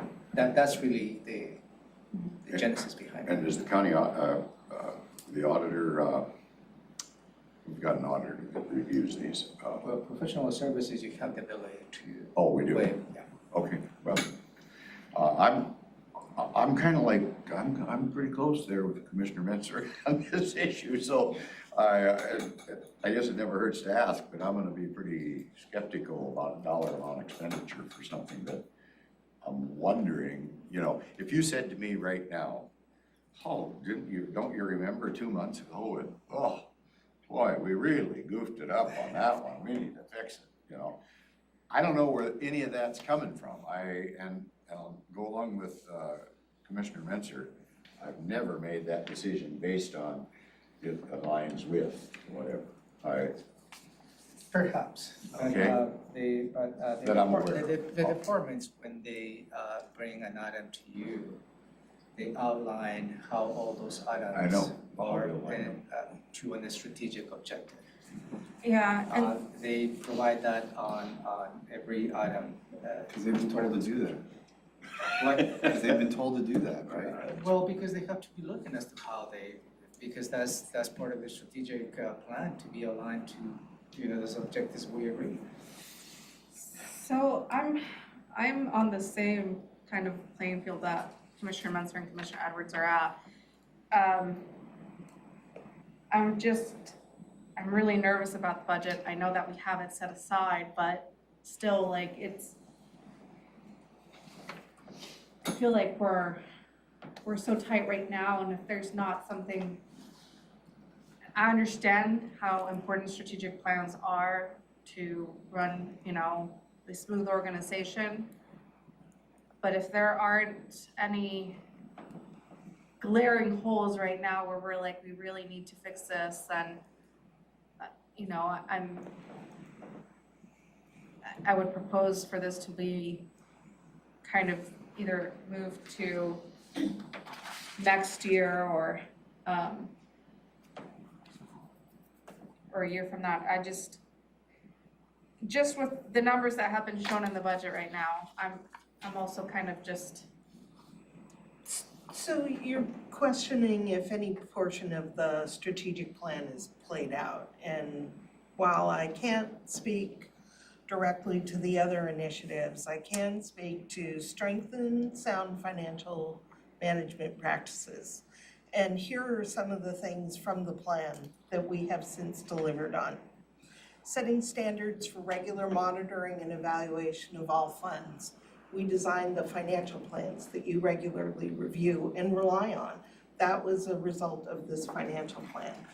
Establishing a procedure for reviewing, evaluating, and updating policies and ordinances. That one is on my board, it's in the works, but we are updating all of the policies, and that got paused during COVID, but we've restarted the policy update process. Replace the county's outdated and insufficient enterprise resource planning system. We're in the middle of implementing the ERP. And the Amanda system. Right, and the Amanda system. And then in long-term strategies, create a centralized procurement office. You've just recently approved the reclass of a position in central services that I have filled, and I've got the 2 contract positions now that are the foundation of this centralized procurement office to assist with contracts countywide. So we're starting on that. And in the next strategy about revenue sources, we started the passport services. We've established a fiscal stabilization fund. These are things that I knew I had on my plate that I was working toward under the umbrella of the strategic plan. So there are things They helped you. that I specifically worked on. And I would, Is that one for if we facilities had as a well? conversation, those are just 2 of the initiatives. If you had a conversation with the lead person under each of these positions, I'm sure that you'd see other things that we've been working for, towards, again, under the umbrella of the plan. Yeah, you said it helped us, absolutely helped us as a staff, but the staff works for you. It gives guidance. Well, I mean, I need to hear that. I mean, if it helps, because Right. it doesn't help me. You know, you brought that, you made the case for why we did all those things. Right. I didn't do it because it was on the strategic plan. I did it No, but because you're my expert. strategic plans are guides to staff on here's where the county wants to go, and then it's on staff to make sure we're going down this path. I don't care if we go out and ask. I'm gonna be scrutinizing what they say the cost is gonna be, considering all the things that Commissioner Mentor brought up, for sure. So, my question is, you know, we're in the middle of a lot of these different projects. You know, you named just a couple right there, and I'm sure that staff, you know, and leaders from other departments and office departments can let us know kind of where they're at, right? Which they're probably also in the middle of a lot of other projects.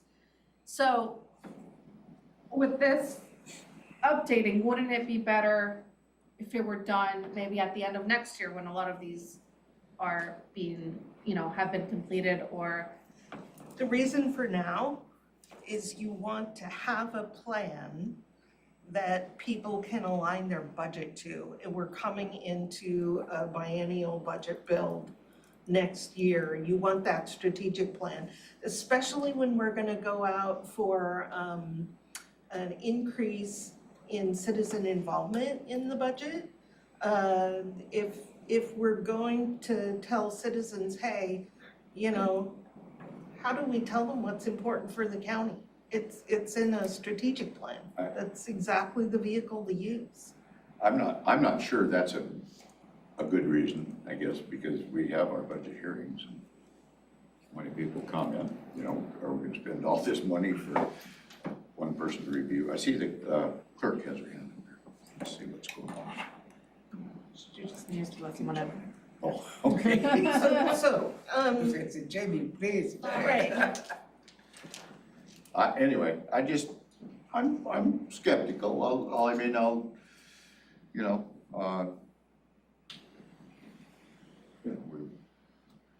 there's a whole nother issue here this morning. That we're not following the capital facilities plan or something, so why? I thought maybe that's what you were talking about. But, yeah, is there any glaring issue? We are absolutely following our Well, capital not according to facility everybody. I plan. guess, Well, everybody has lost interest. yeah, okay, so everybody will have time to read what we're talking about. And then we'll see, where we go. I question the necessity, but you've kind of laid out pretty good that, well, here's why. Okay, I think we maybe could have done it without that initial expenditure, because I'm trying to think back. I think that was a couple $100,000 We spent initiative about just at the under time. under a I mean, it was a 100,000. bunch. I just remember at the A time. large chunk of that was for a statistically valid citizen engagement and survey. Yep. Okay, anyway, more to come later. I guess I don't care if somebody says, well, they don't even want to move forward with it. I'm probably good with that too, but I'm always interested in more information coming forward. So, Yeah, it's just a matter of, if I try to take myself down a level, probably if I were gonna be a department head of any county department, probably be public defense, okay? So Ty Menser is the head of public defense. Do I need a strategic, I'm gonna know my department, I'm gonna know what my needs are, I'm gonna know what my vision is, and do I need a strategic plan to tell me where I'm, You're probably what I'm gonna gonna ask the follow the commissioners? law. I don't think I would use it. I don't use it at this level, and I don't think I would use it at this level. Maybe Robin does, maybe some of the other department heads do really rely on it. I'm skeptical that I would, but I'm not everybody. So I'm open to hearing that this is really an important tool for Jennifer Walker, for Josh Cummings, for our other leaders. But if they're not using it as a guiding document, I certainly don't use it. And, so I'm just nervous about the expenditure when we've got we're gonna have so many priorities we're gonna have to say no to this year. so maybe a suggestion is, with the current strategic plan, if we could get department heads to kind of write we're in the process of this, or this is done, just so us commissioners can kind of see that. And I know it's probably extra work, but I think it would be useful for us to kind of see it laid out, because I do see it, right? When propositions are brought forward and it says this aligns to strategic plan number so-and-so, and they'll lay it out. But I think it would be useful to kind of see it more laid out from each department's perspective on this is kind of how we use it, this is how it guides us. Because just from this standpoint, it is kind of hard, right? And it would be good to see kind of on that level of this is really why it's useful for us. I appreciate kind of the breakdown on why it should be done now and laying out the budget for future years. But I'm not sure if that can be done in a week or so, and if we need to kind of move this item for another week. But let's hold it on this agenda item for next week, see if we can get some more of information brought in into the strategic plan, get some of the questions answered that have been asked. Commissioners are. How long is this update process supposed to take if we were to go forward with this? I think a couple months. Everything takes 6 months. Everything we do takes 6 months. Again, what we went through in 2017 was 3 or 4 months, but a large chunk of that at the front end was the citizen survey, which we wouldn't be doing. So I would think that 2 to 3 months would not be unreasonable. Public hearings, We did public hearings, we did a lot of public outreach. And then there's the matter of just getting on people's calendars for every office and that department. perspective, that perspective, and back in 2017, it was different players. The Board of County Commissioners at that time participated in every single meeting. And they were part of the process of providing feedback as to how the strategic objectives were. You know, whether at this point the board sees as a valuable document, I can't sell that idea that you don't believe in, and that is difficult for me. The only thing that we can probably bring as an item that we believe is what I call is every single organization needs a North Star. We went through at that time and developed our own vision and our own mission. We didn't have that. And that will continue to be our part of a North Star. But if that is not an element that you see as a value, it's a losing strategy for staff. So I don't know what else I can say on that. So I'd already given Whitney Pearsall an assignment to do a status report, if you will, based on the strategic plan, and that's something that she's working on. I can ask her to get us a draft. I don't know that that can be ready for next week, but it could definitely be in the next 2 weeks. I've been in part of strategic planning processes for intercity transit, TRPC, Transportation Policy Board, JASCOM, ORCA. So I've got experience. I've never used any of them in any context. I don't like being part of it. It's just, and I know Maria and I have talked about this many times. I'm not, I'll step back and put my personal biases aside if the organization feels it's important, but I don't like it. And if we had extra money for it, I'd say fine, but we don't this year. So it's never been a process that I've found useful or satisfying or in any way, and I've done too many of them. About a year ago, maybe not quite a year ago, we had a similar discussion with a group that the chamber oversees. Thurston tribes, is that what you're talking about?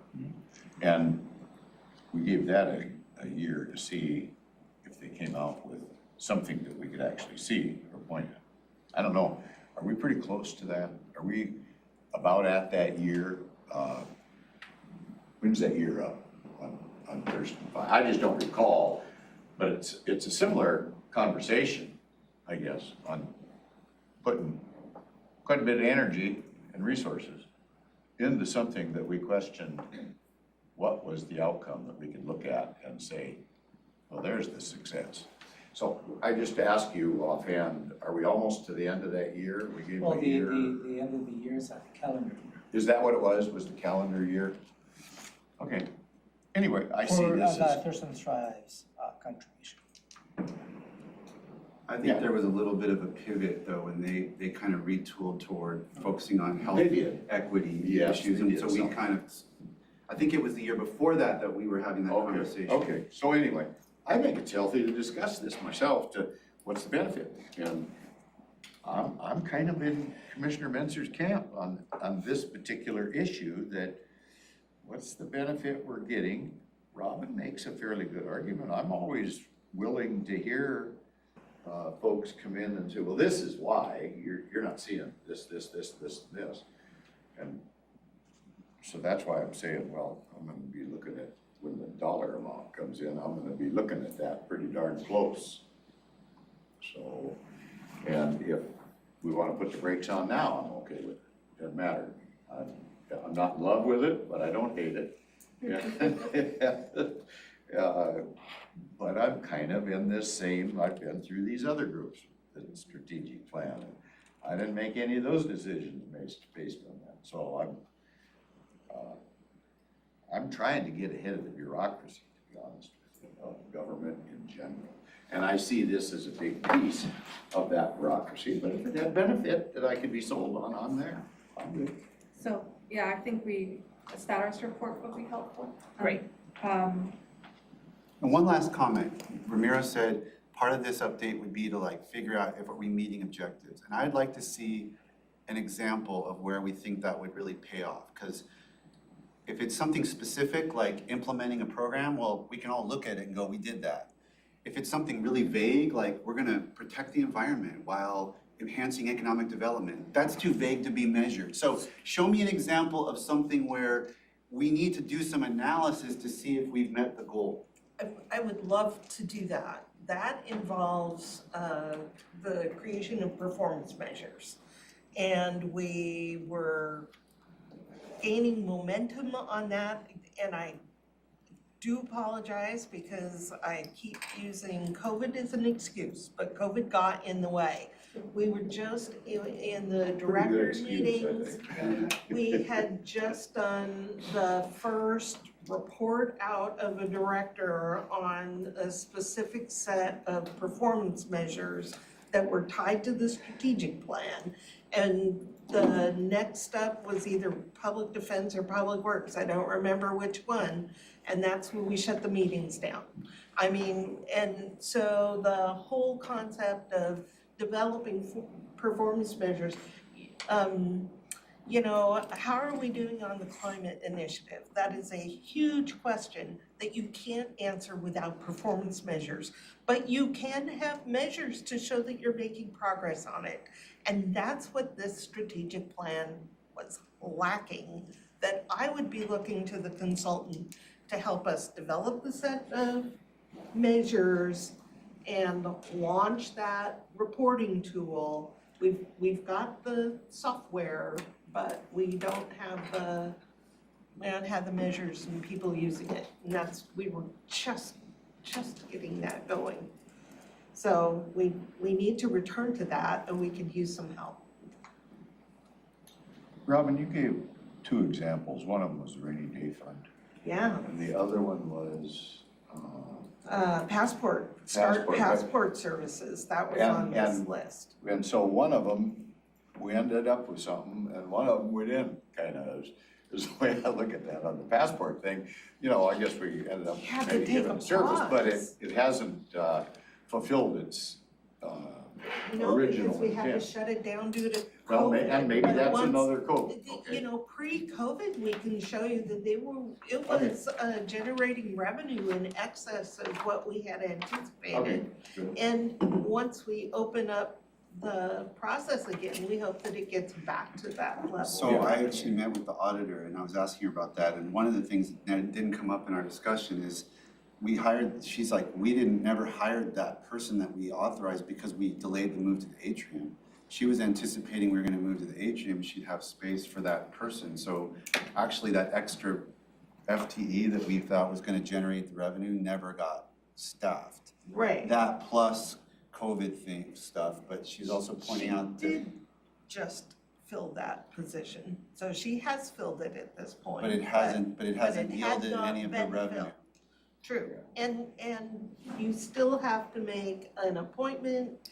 The appointments are only 2 weeks. I just recently looked for an appointment to apply for a passport for a granddaughter, and there's no appointments available on the web for passport. So there's a reason that we're not generating revenue out of that right now. If we get past that and she opens the office again, then we anticipate that the revenue will start to come again. But that was just one of the examples on expanding our revenue base. What is the strategic objective related to facilities? Oh, facilities, that is also under my to-do. I gotta find which one of these.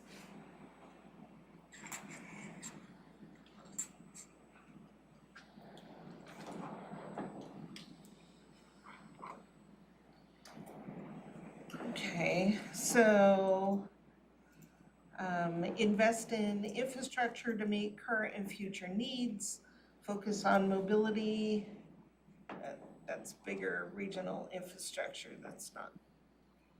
Dang it, I can't find the one that is mine, but I'm making progress on those ones too.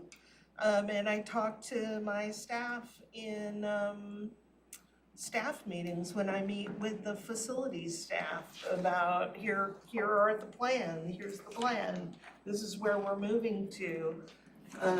Here's the IT, I can find IT, oh, here we go. Provide safe, secure, accessible, and functional facilities to effectively house county services and associated workforce. So, improve the security of the facilities, ensure a safe environment, create a plan for sustainable maintenance and replacement. One of the things that we've worked on in central services with Jason Ash and his team we are shifting from a reactive to a proactive focus for maintenance of these buildings. And Jason, has worked with his team to implement a preventative maintenance program. And we monitor the time that the team spends, and you see it in the monthly management report that I turn in.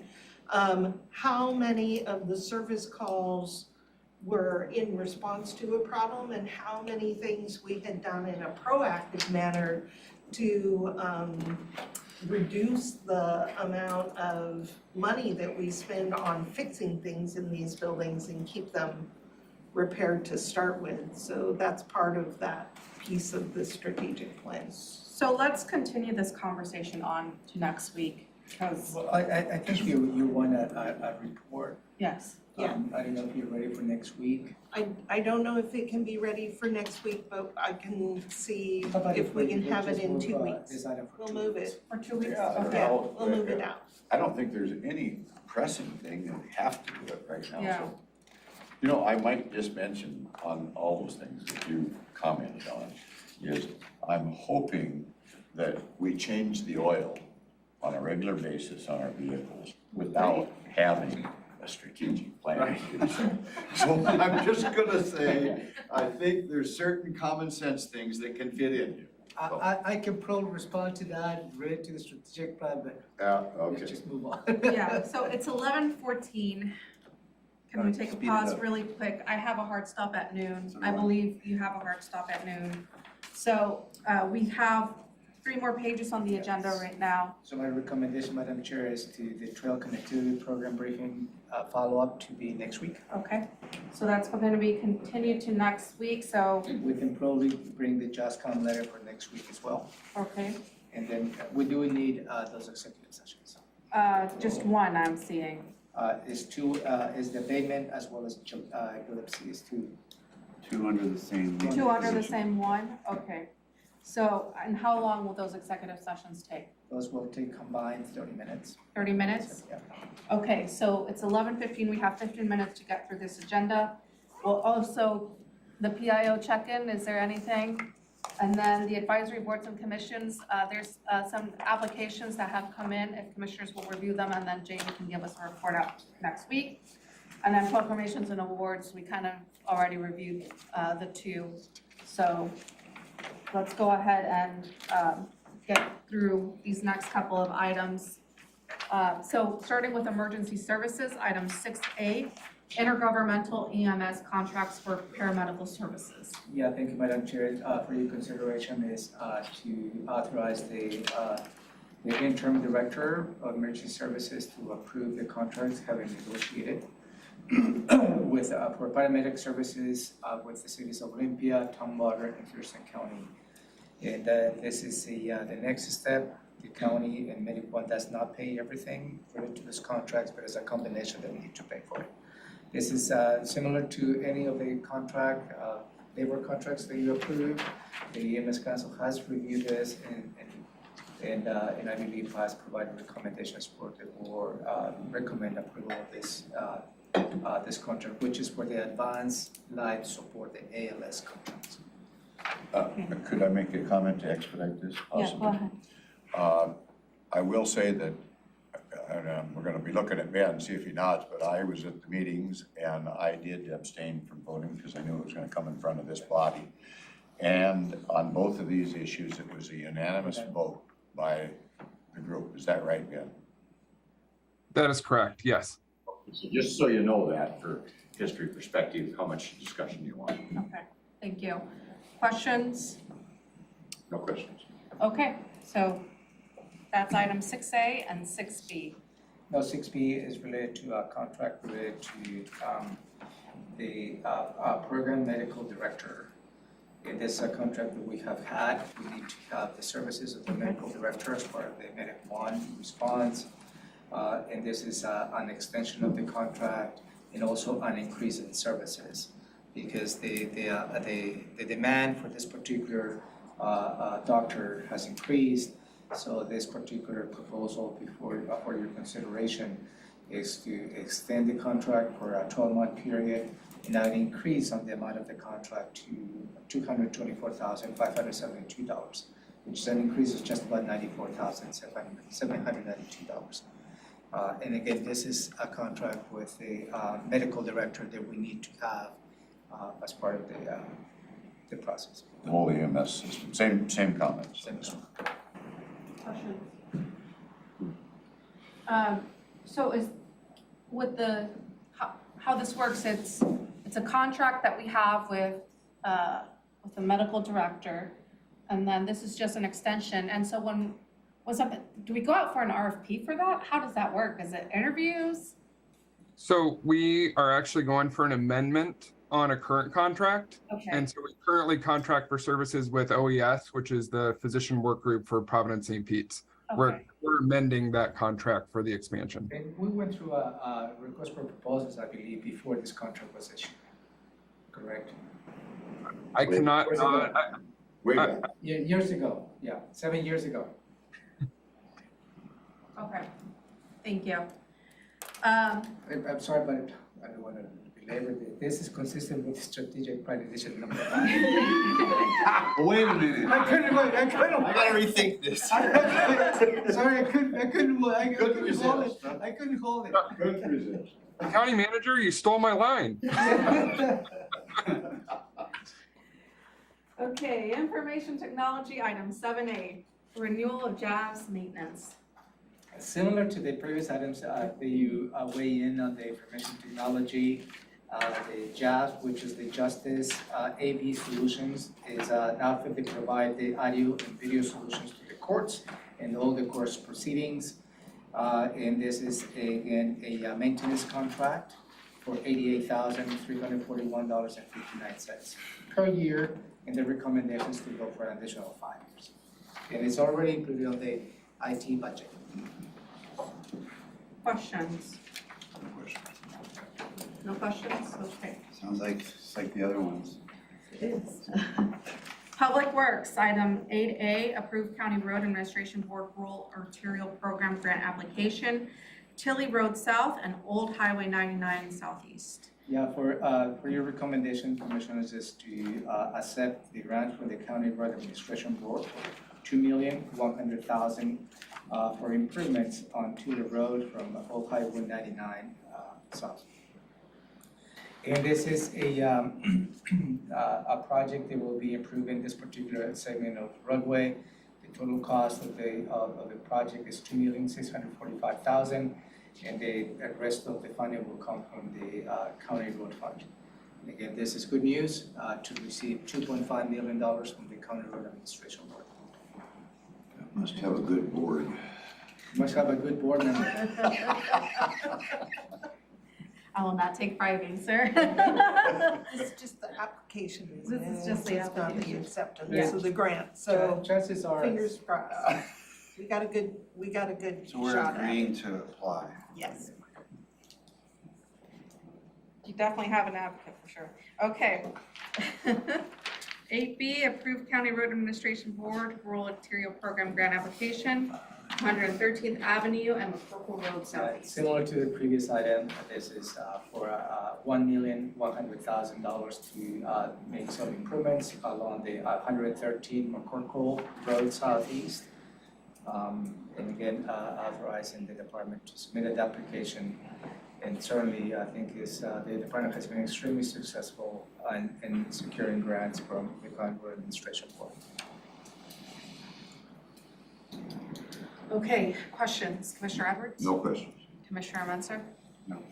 Okay, item C, contract award for Cannondale Park restroom replacement project.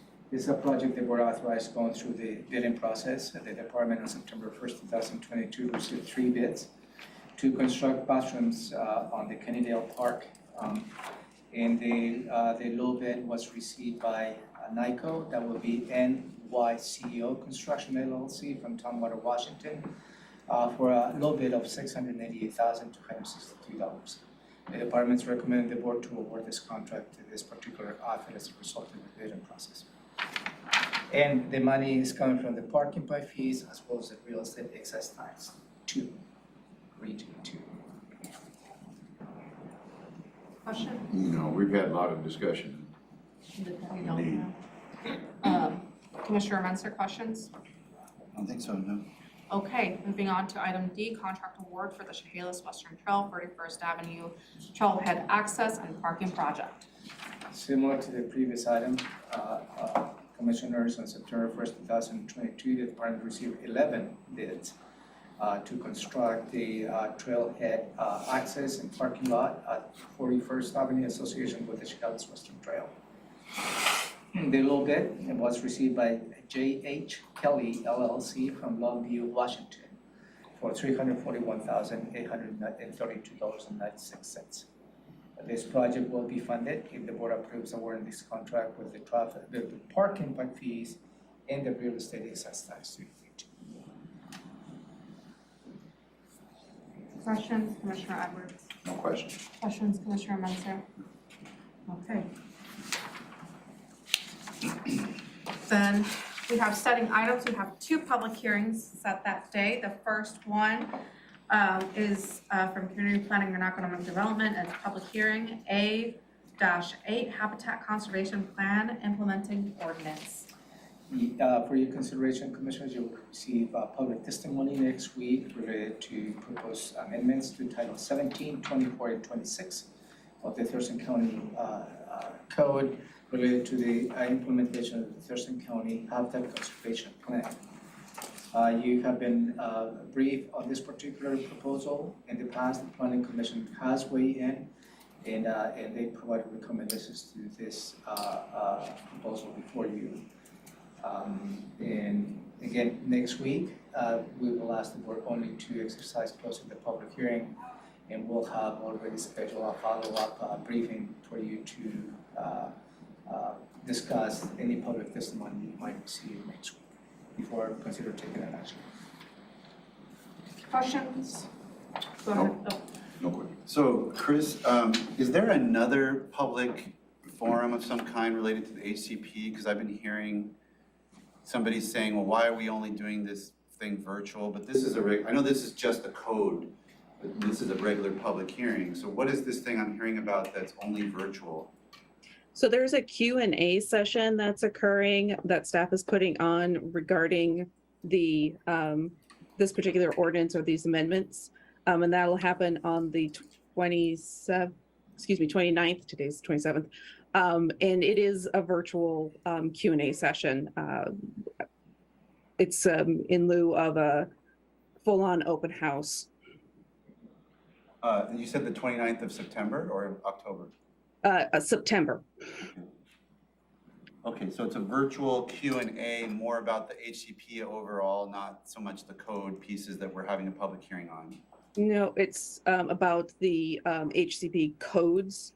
So people can ask questions about if they, prior to the public hearing. So it's in addition to this public hearing that we're going to. That is correct. We have a virtual open house that's going on live on the website, as well as the Q&A session that'll happen Thursday. Okay, so it's in addition to. All right, I'll make sure that I clear that up when I'm asked about that. Thank you.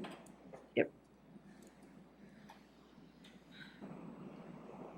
And staff is, are those the ones you're asking about? I saw something go out from study about other, I'm not sure if these are informational. It's about the HCP, and one's in Tumwater, the other one's in Nino, and the other one's in Rainier.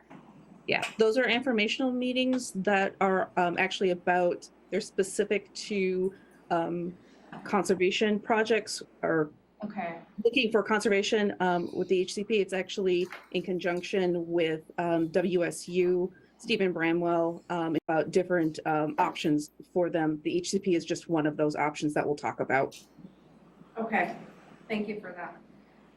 Okay, no more questions. Moving on to the next public hearing. Thank you, Chris. Public hearing, and this is from Public Works, to amend the speed limit schedule for various county roads. Yeah, thank you, Madam Chair. This is for you to take public testimony and for you to consider adjusting and changing speed limits on 6 county road segments. As the board exercised this in the past, based on the public hearing, you can exercise your legislative authority to approve all as proposed, modified, or not approved. So that will be an interesting conversation for your consideration. Is 2 actions: to close the public hearing and perhaps consider amendment the speed limits. If you receive public testimony that perhaps send you in a different direction, certainly you don't have to take the second action. Stated. This is just an option. One question. Go ahead, sir. And at that point in time, can we do 4 of them, for an example, as recommended? We're gonna put these others on hold for discussion. You absolutely can approve as a whole, deny it as a whole, or you can just, based on the public testimony, take segments that you like to support. Yeah. Questions? And no questions for me. Thank you. Thank you, Matt. Thank you. Good job, man. Okay. So with that, we'll go into our executive session. We're going to executive session for RCW 42.30.110 subsection 1I for 2 different matters to discuss with legal counsel representing the agency litigation or potential litigation to which the agency, the governing body, or a member acting in an official capacity is or is likely to become a party when public knowledge regarding the discussion is likely to result in an adverse legal or financial consequence to the agency.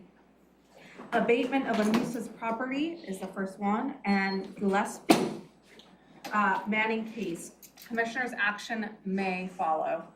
So with that, we will be in executive session for 30 minutes. And one county manager will announce right now.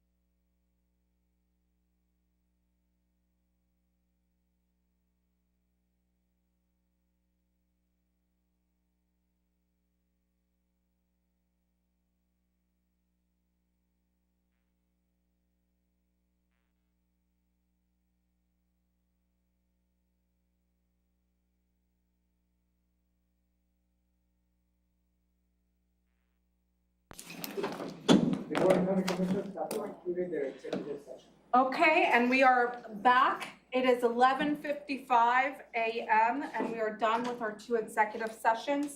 The first one, they're both under RCW 42.30.110 subsection 1I to discuss with legal counsel representing the agency litigation or potential litigation to which the agency, the governing body, or a member acting in an official capacity is or is likely to become party when public knowledge regarding the discussion is likely to result in an adverse legal or financial consequence to the agency.